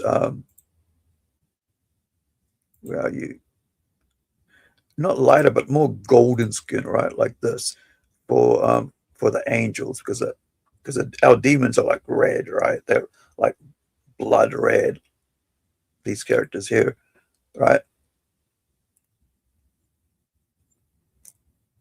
And I think for issue 1, we've got all the covers done.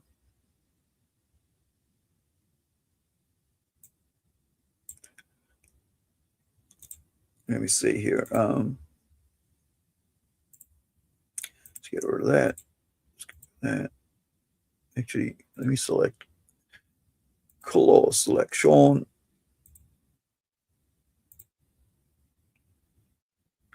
I've got it set at 5, but sometimes, just got to be check the tone levels. Sometimes might pick up other colors here. So let's see. Let's see what the difference is between these 2 colors, right? See that? So it's more golden now. See, that makes them a bit more ethereal. Is that the right word? Ethereal? Like something other, right? To give them the golden hair. and that. So I might even go back later and give them a different shading of that. So she's in the front is a bit lighter. He's that color, and then her at the back is a bit darker, right?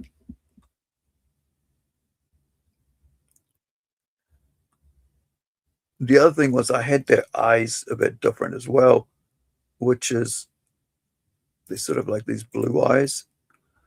So I had the males have purple eyes, and I was going to give the girls blue eyes, if I remember right. Oh no, purple eyes, sorry. So I got to go back and do purple eyes for everybody. Consistency. One thing I've noticed is like when you're working across a year or two over pages, you forget what you were drawing earlier, right? And so it's good to have your character in front of you, right? Sitting, you know, like a drawing of that character right in front of you. So you know, that's what they're supposed to look like when you're drawing them. And I realized this is where the color flatter comes in to make sure that they do the continuity right. Like here, right? I gotta go give him, he doesn't have blue eyes. He's got purple eyes. Because the demons in the story, in this world, in my world of Templeton, they have yellow eyes. Right? So here, I gotta make sure in the opposite of that, right? So you can see here that purple, yellow eyes.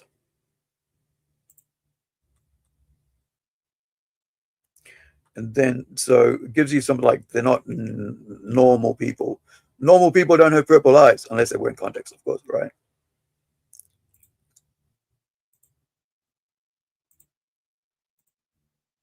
And the other thing is like the color, the color flatter is like almost an editor as well. And I remember Hawk from Plunge, not Plunge, sorry, Rises on Comics saying this on a stream once. Is like I was saying, oh man, sorry, that's the helicopter for the hospital flying overhead. So I remember like doing a live stream talking about coloring and comic pages and stuff, and Hawk was on there with me, and we were talking about this sort of stuff. And he said like, and my flippant thing, understanding of like having never colored pages before, right, was, oh yeah, it's such an easy job, you just got to pick a color, drop it in, and blah blah blah. It's not think. And then he said, no, dude, there's a lot more to it. And since I started coloring myself, I realized there's a lot to color flatting than just color flatting, right? Than just dropping colors in there, because a lot of times you're correcting mistakes or fixing little areas like joining, because because the artists are just drawing stuff, right? And sometimes they don't connect. So when you're color flatting, what happens is that if the lines are not connected, right? Like say here, see, if you look at this, that line's come across from the hair to the face. So as a color flatter, I got to go in there and go, okay, that might make it look wonky, close up, whatever, or even here, right? So I got to remove that because it's pencil marks from the blue, it's got not blue, from the blue pen, right? Like the pencil marks, and then the ink's on top. Sometimes it comes across when you're doing the binarization, to get rid of all the white, right? So you can then color drop. Like, this is what I mean. So when you do the binarization, and thanks to the chat, because one of my friends, Chris, who's a Kiwi, who was watching one day, I was saying how I was having trouble figuring out how to do this because I am not a trained colorist, right? Or color flatter, whatever have you. I'm self-taught when it comes to art and stuff. And so, there's this like thing here. I'm not sure if this is going to show up on this. No, it's not showing up. Sorry. There's a drop-down menu from edit, and you go down to tonal correction, and there's a there's another drop down menu that says binarization, right? And that sort of like splits the colors apart. And so it'll be total white and then total black. So you can basically do a color selection, right, from your select. So it's color select color Gurmit. There's an Clip Studio I'm using, and you can just select that, and it'll go, and then you can do your eyedropper to select the white, and that'll remove all the white, and then all you got is the inks. But it'll also, like you saw here, will leave some pencil marks, and so you got to clean that up. And this is where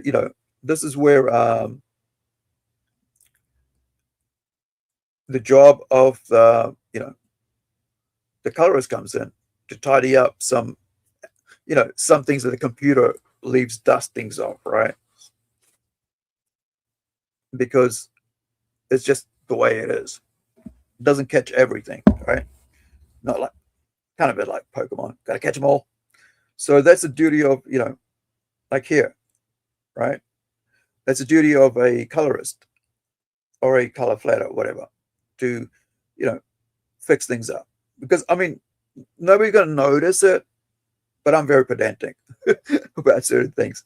Because really, when you really think about it, this is how big this page is going to be when you go to read it. So you're not going to notice a lot of little thing that's sticking out here like this. I mean, not that much, right? It's just a little bit like that. But, I like a tidy page.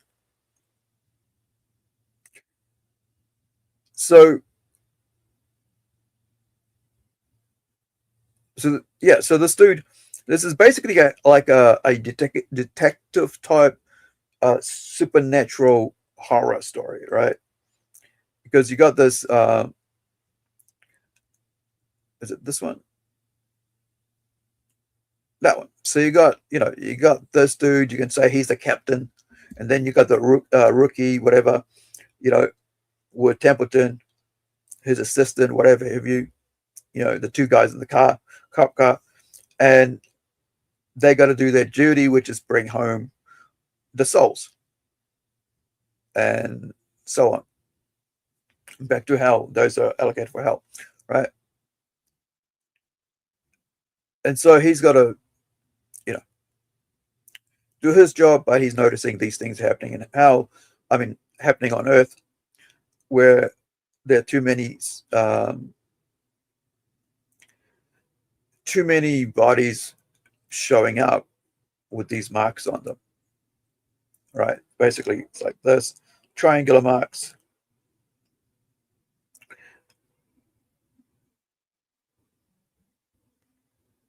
It's the helicopter's distracting me for a bit. Sorry. This is why, like I say, like I like working at night, so that like there's no sort of like sounds distracting me from things, because I get, with my head injuries, I get easily distracted. So let's listen to music for a bit while they drop off the injured. So I've been working on, like, I've been writing music. Actually, what I should say is I've been writing lyrics, and then using them into these free, what is this called? This is Mureka AI, and basically going in there and putting my lyrics in, and then as I play them, right, as it's playing, I'll go in there and rewrite the lyrics that don't work. So this is the third version of the Beast Runs Wild. Actually, might be the fourth version, because I actually had to change the different style of music I wanted as well, and because all the music that I create in here, right, that for my lyrics, I create them in a way that, like, they're not, what is that called? They're not inspired by any other music, band, singer, musician at all, right? So it's just me choosing certain prompts, like you can see here. There's no bands are mentioned in this. I say, like, style of my own choosing words, right? Stuff like you see here, sludge comes up about 2 times, right? Then you got grind, stoner, deep. All these things actually help towards making the sound that I want for my particular song. So this is since we're talking about, like, Templeton, this is The Fire Rises. I think this is the last version I did. It's interesting how taking the words up, these words here that I put in, the AI is able to come up with the words. I mean, regurgitate that, chew it up, code it out, and then finally say, this is the music that suits these words, and then give me a visual for it, which I don't use, right? It's just interesting seeing the visuals they use for it. Apologies there. I was just going to show you to do with the different, stuff. So I've just been doing a whole bunch of songs here and just putting it out there. It's about 5 songs. And you can't download them until you have a subscription. So I'm not going to download them until I have at least 10, 20 songs on here. And then I'll download them all at once. Because it'll just cost me $15, right? For a month's subscription, I can download all the songs in one go. There's something that Lars Ulrich never understood about Napster, right? Even though now, Metallica's on friggin' what is it called? Spotify, right? And his music is on YouTube. It's on Facebook. It's on everything you could think of online. Metallica has a clip of it on there somewhere. 5 seconds, 2 seconds, minute, the whole song. It's there. And but Lars had to go and destroy his own band's name by fighting it, in the 2000s, was it? With Napster, which was like a forerunner to online music. So this is oh yeah, you get 50 credits, right? So it's 10 credits per song. So you can put out 4 songs they'll put out 2 songs for every time you versions of every time you click create. So I've been using free credit to do that. So here's actually, let's do the version 3 female voice of The Fire Rises.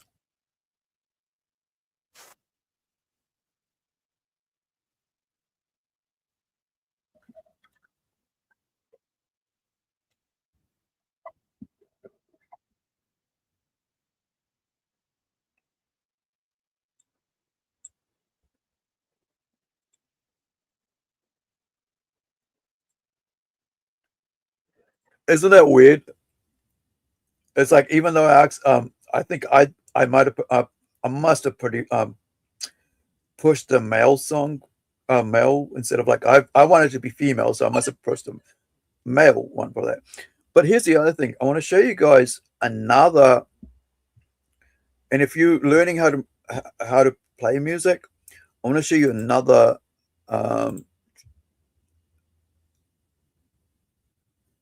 where is it? Another site where you could turn music into sheet music and tablature. So let me see, which songs did I do? Which is my favorite song? I think it was 6 Foot Under, which is what I played first, right? I think in the intro. So check. I'll play a bit of 6 Foot Under again to show you. But what I actually want to show you guys is there's a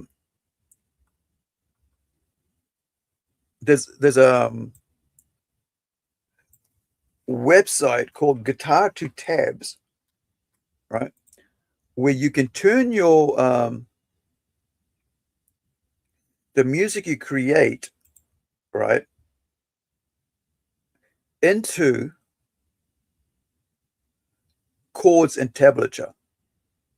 So I'll show you guys there in a minute, but just play, like, I'll show you, like, so this is what I find interesting because it'll spew out 2 songs, right? 20 credits used, 10 credits per song.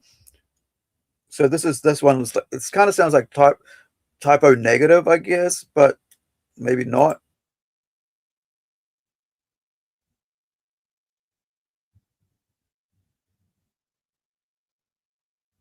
Because the lyrics are here.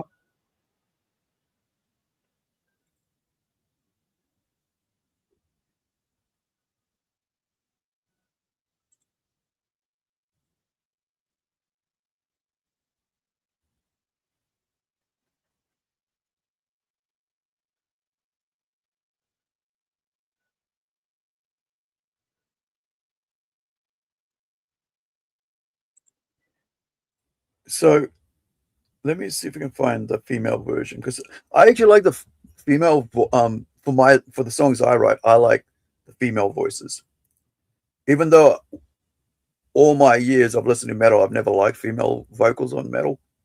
But which is again like my particular taste is that, like, if I'm writing comics, I don't want to read comics, right? If I'm creating comics, I'm going to go read friggin' manga and watch anime, right?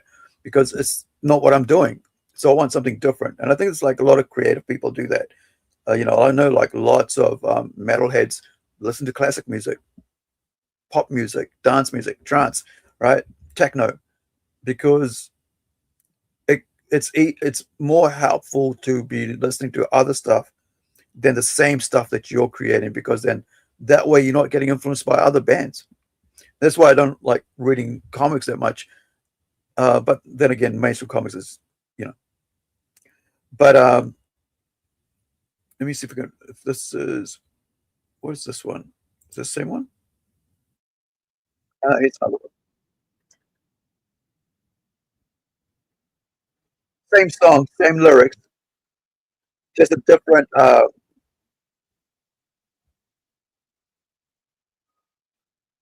prompt. This is not this prompt here.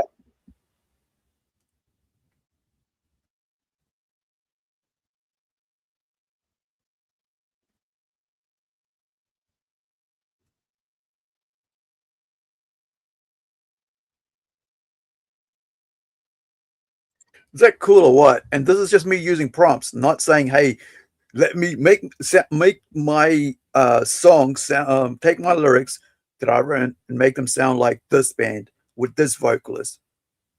Right?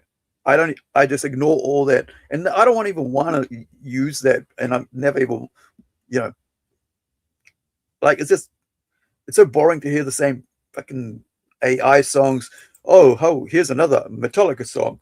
If Metallica did this song, this is what it sounded like. Like, no, I like the I like to be able to create. If I'm going to use it, it's going to be Tool, right? So there's one called.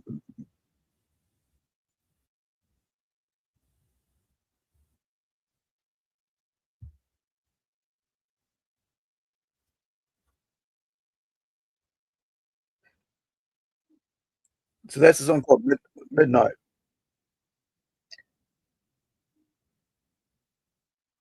Same lyrics, different prompts, right?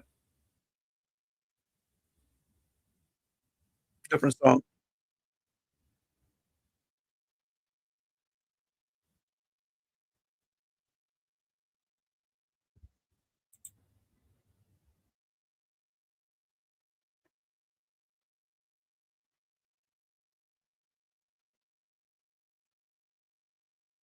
See, once again, none of them have like are made to sound like any other bands. They're not just like, oh, make it sound like Megadeth when it was doing this, or make it sound like Guns N' Roses in the '80s. So here's the. Let me show you the song, and then I'll show you the tabs to guitars to tabs site. You can check out later. But here's this, right? this is, I played this at the intro, right? And I'll just do the first couple of beats to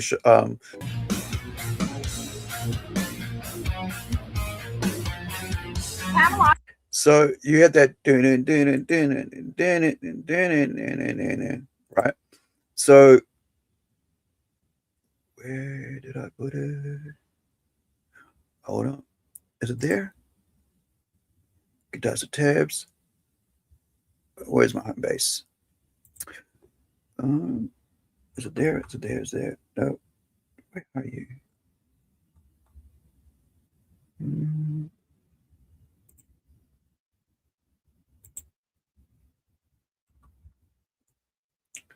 Hold on. This is the side. Am I not logged in?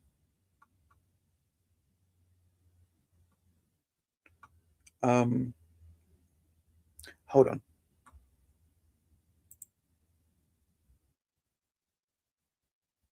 Oh yeah, I'm not logged in. My songbook. Is it in my songbook? Yes. All right. So check this out.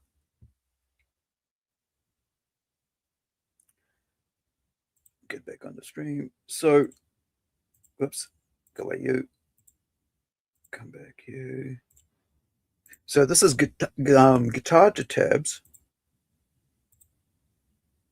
All right. Did I put the link in the chat yet? No, I haven't. So copy paste .com. Oops. Because I was asking Grok, saying like, hey man, how do I turn this music that I've created, right, into actual playable chords? Because I'm all about like hoping that somebody will pick up these songs and go, man, that sounds cool. Okay. How do I play it as a real thing? So wait. Oh, there it is. I was saying, where's 6 Foot Under? So open sheet. So this is that same song I played, right? Just before. And this is the notes for that. Look at the bass, because I asked for bass, right? I could ask for guitar and it'll give me it. But, and I actually tried to play this on my bass. I had, I got to restructure this so that I can make this at the top of the neck, not at the bottom of the neck, right? After the 12 string. I got to, because I found it like I couldn't, because I'm a hobbyist, right? I'm not like a full-on professional bass player. But watch the chords here. Is this, let me see, I'm not sure if you guys are, is it actually zooming in? Right, it is. So, and this is what I mean, like AI should be a tool, right? And not just friggin' consume, root copy, paste, make money, right? So here's that right. Here's the first, it gives you like 30 seconds of it for free, but you got like, if you upgrade, it's like, I don't know, it's like $30 or something. So you can describe, you can have more than one instrument, right? Multiple instruments, arrangements, chord changes and stuff, drop D, whatever. For us grunge fans, right? Metal fans, because we like the right? So it's A sharp minor, isn't that what that is? That sharp. So you could basically change the chords, because now that you know what the structure is, to make it easier if you're a singer or a player, you know, a musician, to whatever works for you.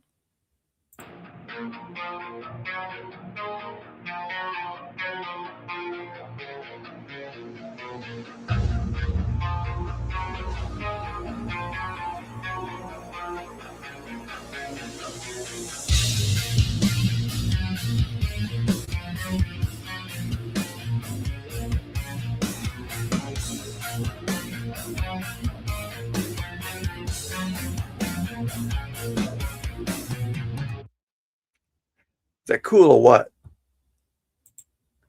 being able to turn that friggin' AI song using my lyrics and my style of what I wanted it to sound like into chord structure that you can actually learn to play, right? And this is for the bass, right? So let me see if it'll help me actually go back to 6 foot. Open. Let me, where is it here? There you go. Thank you, baby. There we go. Let's do multiple. Let's retranscribe.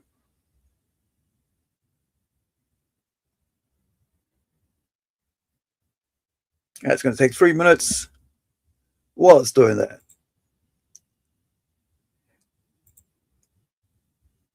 So at the, man, that's a huge single. No, what's got that big there. So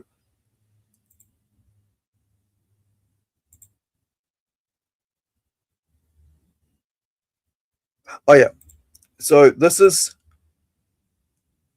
my script, right? So for the scene.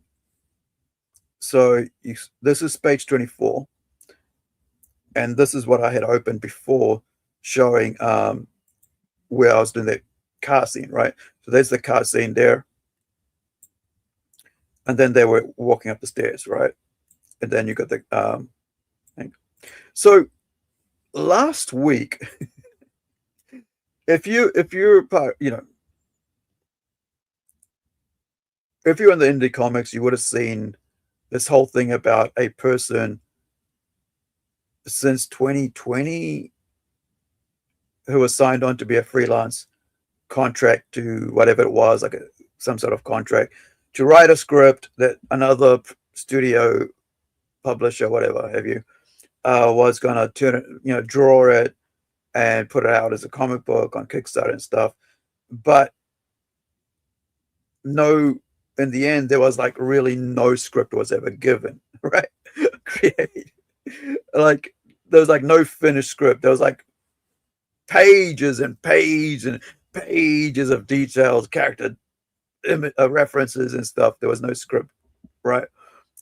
Final script. This is what we're going to work on, right? So before I even, like, we've been working on this project since 2022, right? The rewrite was in 26.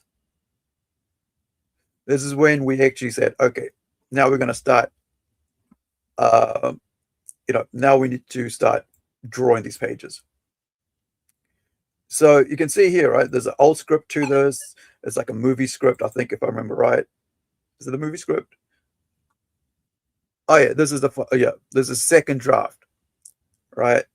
And it was just called Templeton the Soul Collector, right? So how many words are on this? Let me do a word count. Format. Wait. Is that way? All right, hold on. Tool, word count. Option, what do we get? Ah. Hold on. Select all, edit. That might be better. Yeah, select all. 18,000 words. 18,159 words are on this one file, right? This is an older file. When was this? I don't even have a date on. Usually I have a date on these damn things, right? So 100. Oh yeah, here we go. 99 pages. That's an hour and a half movie. That's how I write a 6-issue comic book, right? So I wrote this as a 90-page comic book movie first before turning it into a comic book. Let's see if nope. Am I title page? No. I thought that title page might have some information. But so yeah, revised in 2025. Is there? Yeah, domains are held, Templeton's family, all this information, right, is there. So, but here's your 6 issues. All written in 2022. When they decided to turn it into a comic book, had to go through and work through that. But however, even earlier this year, I had to, because my artist is drawing it now, right? I had to go in and go, hey, don't save that because I didn't make any changes. He was like, okay, so now that we're up to here now drawing these characters, who is Florence the Devil? Who is Lily L? And I had to go back and read it and go, I haven't read the script since like 2 years ago. So I had to go and overlook it and go, oh yeah, that's right. This is what it was supposed to be. What was I thinking 2 years ago, right? That's why you have like little notes for yourself, right? References, extra text. What are you talking about, right? Little information. Have the old scripts there because you might have said something in those old scripts that you didn't include in the new script, right? And the other thing is, sometimes I guess you can chop and change, but you can't, with the script. But you got to have the friggin' damn script first. I don't understand how. And this was a silly thing about this. This is the thing about like I have worked with other writers, right? And I have worked with people who aren't writers who wanted to do writing, right? And who wanted me to write a movie for them. And I did. And I didn't like it. I'm like, I don't even, you told me what to do and I've done it. Now I can do 2, 3, changes to it, drafts to it, but tell me what you want. I wrote a 90-page comedy movie for a dude about cricket, the game of cricket, right? And that went nowhere. And I don't even know if I've still got it somewhere on my wait. Oh, darn it. Hold on. Where's the guitar?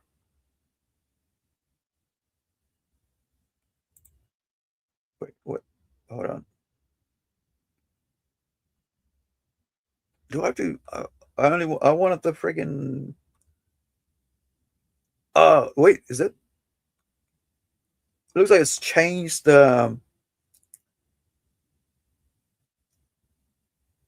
structure. Anyway, so we'll get back to that in a minute. And so, having dealt with people like that, I decided that I really didn't want to work with people on their work when it came to writing stories and stuff. I'm just like, let me do my own crap, right? I will just create myself. I know how this stuff works, so I will write it and I won't work it for other people. But I have been asked to write for other people. You take somebody's idea, they tell you what they want, and you go, all right, I'm going to flush it out. I know what you want to do with this, and I'm going to put it together. And then I'm going to, we're going to like hash it out until I'm happy with it to send it over and say, hey, what do you think now? And then you come back to me as, whatever, with the agreement and go, all right, so this character isn't doing what I wanted and I envisioned, or this character here or whatever. Can you change this or change that? There is a time limit that you got to set. And you also got to set how many revisions you want to do. And usually it's 3. Right? Standard revision is 3. You can't forever go on and on and on and on for 6 years or 5 years without there being a whatever it is script in your hand, whatever it's about, right? Whatever story. It's weird, like listening to, because I'm schooled, right? I'm professionally schooled in film writing, like writing a film, like a movie. I've self-taught to write comic books. I've self-taught myself to write plays, like stage productions. I've self-taught myself to write skits, right? Like 5-10 minute little, stage plays, short stories, right? But I was already doing that before I went to film school to learn how to be a film maker, right? And a film writer. And I think a lot of people in indie comics just don't spend that time to learn.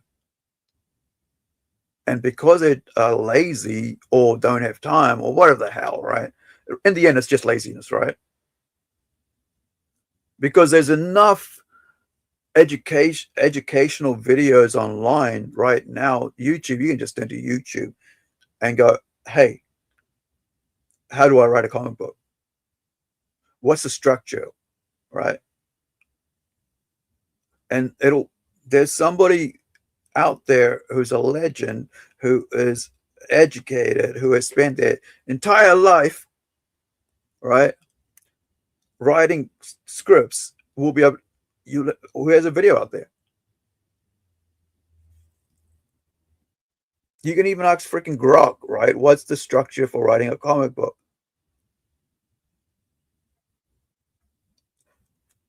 And you can even put your freaking story into Grok or whatever and ask it to paste it to comic books, which I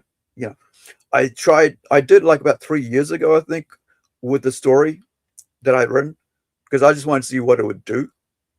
And I don't think it was ChatGPT, and I don't use that shit. It's total shit, ChatGPT. It's the people who run it are gross. Recently, it came out that this dude was going to do some dangerous stuff, and the moderators actually told their higher ups at ChatGPT, and the ChatGPT just turned off his account. Didn't even go to the police to say, hey, we've got someone who's dangerous and is looking up all these dangerous things, how to hurt people. No. And then the dude went and basically did some stuff. That's ChatGPT for you. I learned that about 3 months ago, about how it doesn't give you what you've asked for. And I don't mean like illegal stuff. I mean like news. Give me news that's in print, that's on the news channel, and it'll like skirt around it. So I've just said, nah, I'm not using ChatGPT. So, you can use these tools to help you, but in the end, it's up to you what you do with it, right? So for me, I was like, okay, here's a story about this. I got this little short. Let's see what you can do with this. And then I realized with AI, it's only a tool. It's nothing more than a tool. Also, I'm very, when it comes to AI, or anything, right? When it comes to my artwork, when it comes to anything I create, I'm very jealous of my shit, like really jealous. So I don't want to give anybody credit that doesn't deserve credit on my work,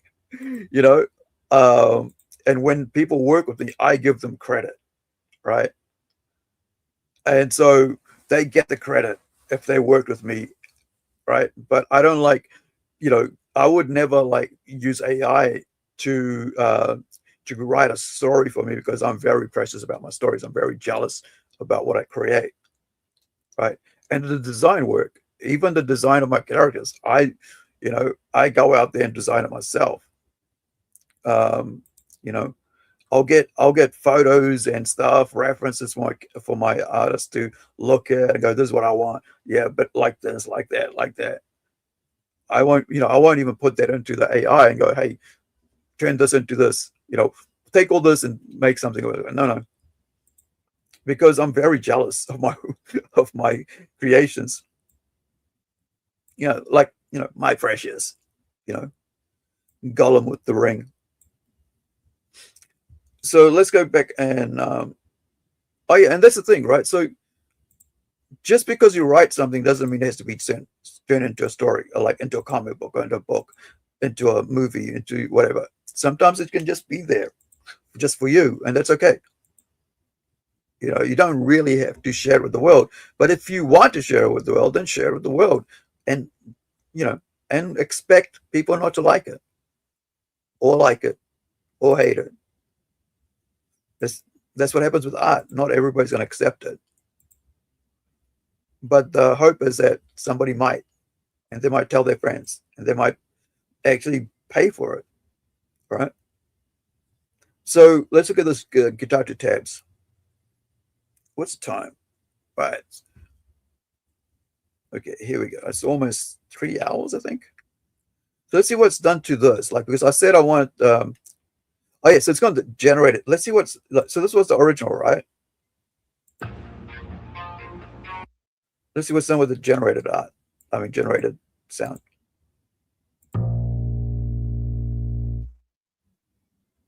Right, so this is the bass. Isolated bass.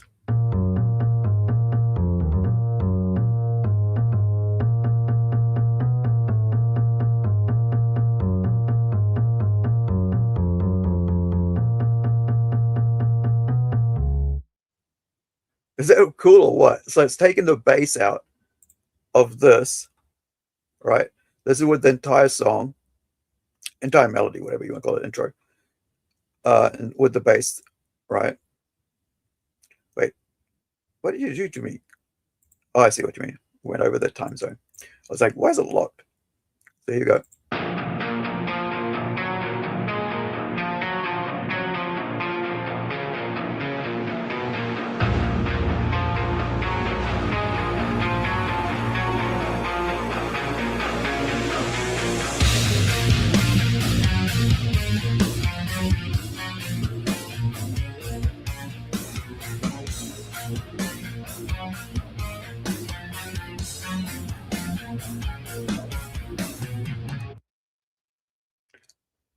And then the bass again, so you can just see the difference, like when it isolated the bass on its own.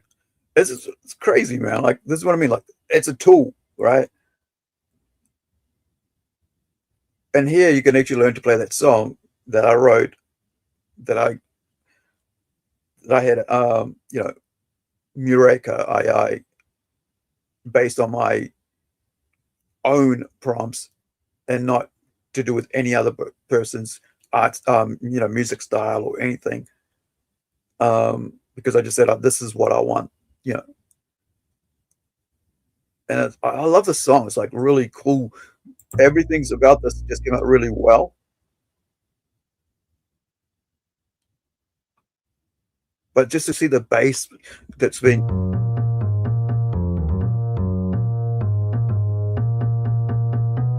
it's just, you know, it's just to see that. I think that's the thing. Like, a lot of people get hung up about that, not actually trying to be creative. They just regurgitating the shit that's already out there, right? Oh, make it like Iron Maiden, make it like you know, make it like freaking Pink Floyd or what have you. And rather than just going, here's what I'm thinking musically in my head, you know, take that, here's the lyrics, use these lyrics to make a song with a female singer, not like any other female singer around, right? Human singer around, right? Just do it, you know, just put a female voice to it, to these lyrics. And I think that's why, like I say, it's a tool. And I think, and unlike any other band, right? Any other musician or anything,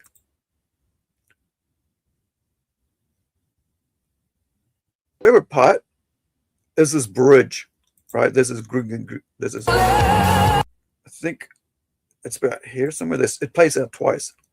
Let me just turn down this volume so until I can find it. This is my favorite part of the song musically, right? The whole song, I love this whole song, but like it's one of my favorite songs, but that I created, right? And wrote, I should say. So this part here always, like, I love the sound of this. It reminds me of like the part in Rusted Cage. I'm gonna take my rusted cage. I'm gonna break my rusted cage and run. So it goes and run. Dun, dun, dun, dun, dun, dun, dun, dun, dun, dun, dun, dun, dun, dun, dun. That's from Bad Motorfinger Soundgarden album, which actually was the album that got me into when that was released into Soundgarden.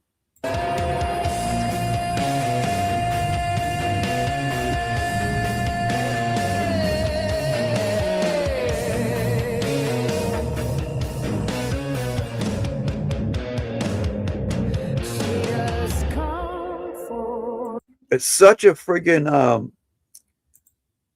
atmospheric music, like, and then like, of course, I clipped together these videos, these two 60s black and white videos, movies, I should say, to go with it. So it's the two movies in there are from where are we? It's the bottom. Yeah, so it's from The Uninvited 1944 and The Innocents 1961. Yeah. And that is us at three hours in. Thank you guys for hanging out with me today. Impromptu. Thought I'd just, whatever. Wherever you are, be well, be safe, and hopefully you got something out. Maybe you want to try, go watch Bob, which was, where was it called? God, the Devil, and Bob. This is here, the links for that there. Maybe go follow our Plunge NZ page.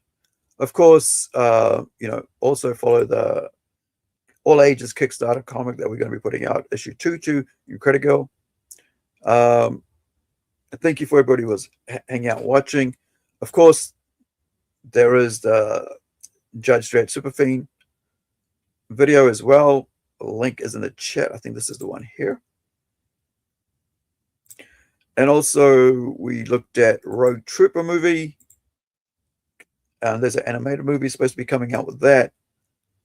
And do go visit risingsunpublishinggroup.com shop/shop to check out our stuff and many others, by the way. There's so many independent creators with their books on there. Oh, and before I go, this weekend, there is and we've been promoting this all week, the last couple of weeks, because they're friends of ours are running it, and also, where are you? Here we are. Boomtown Comic Con is on this weekend.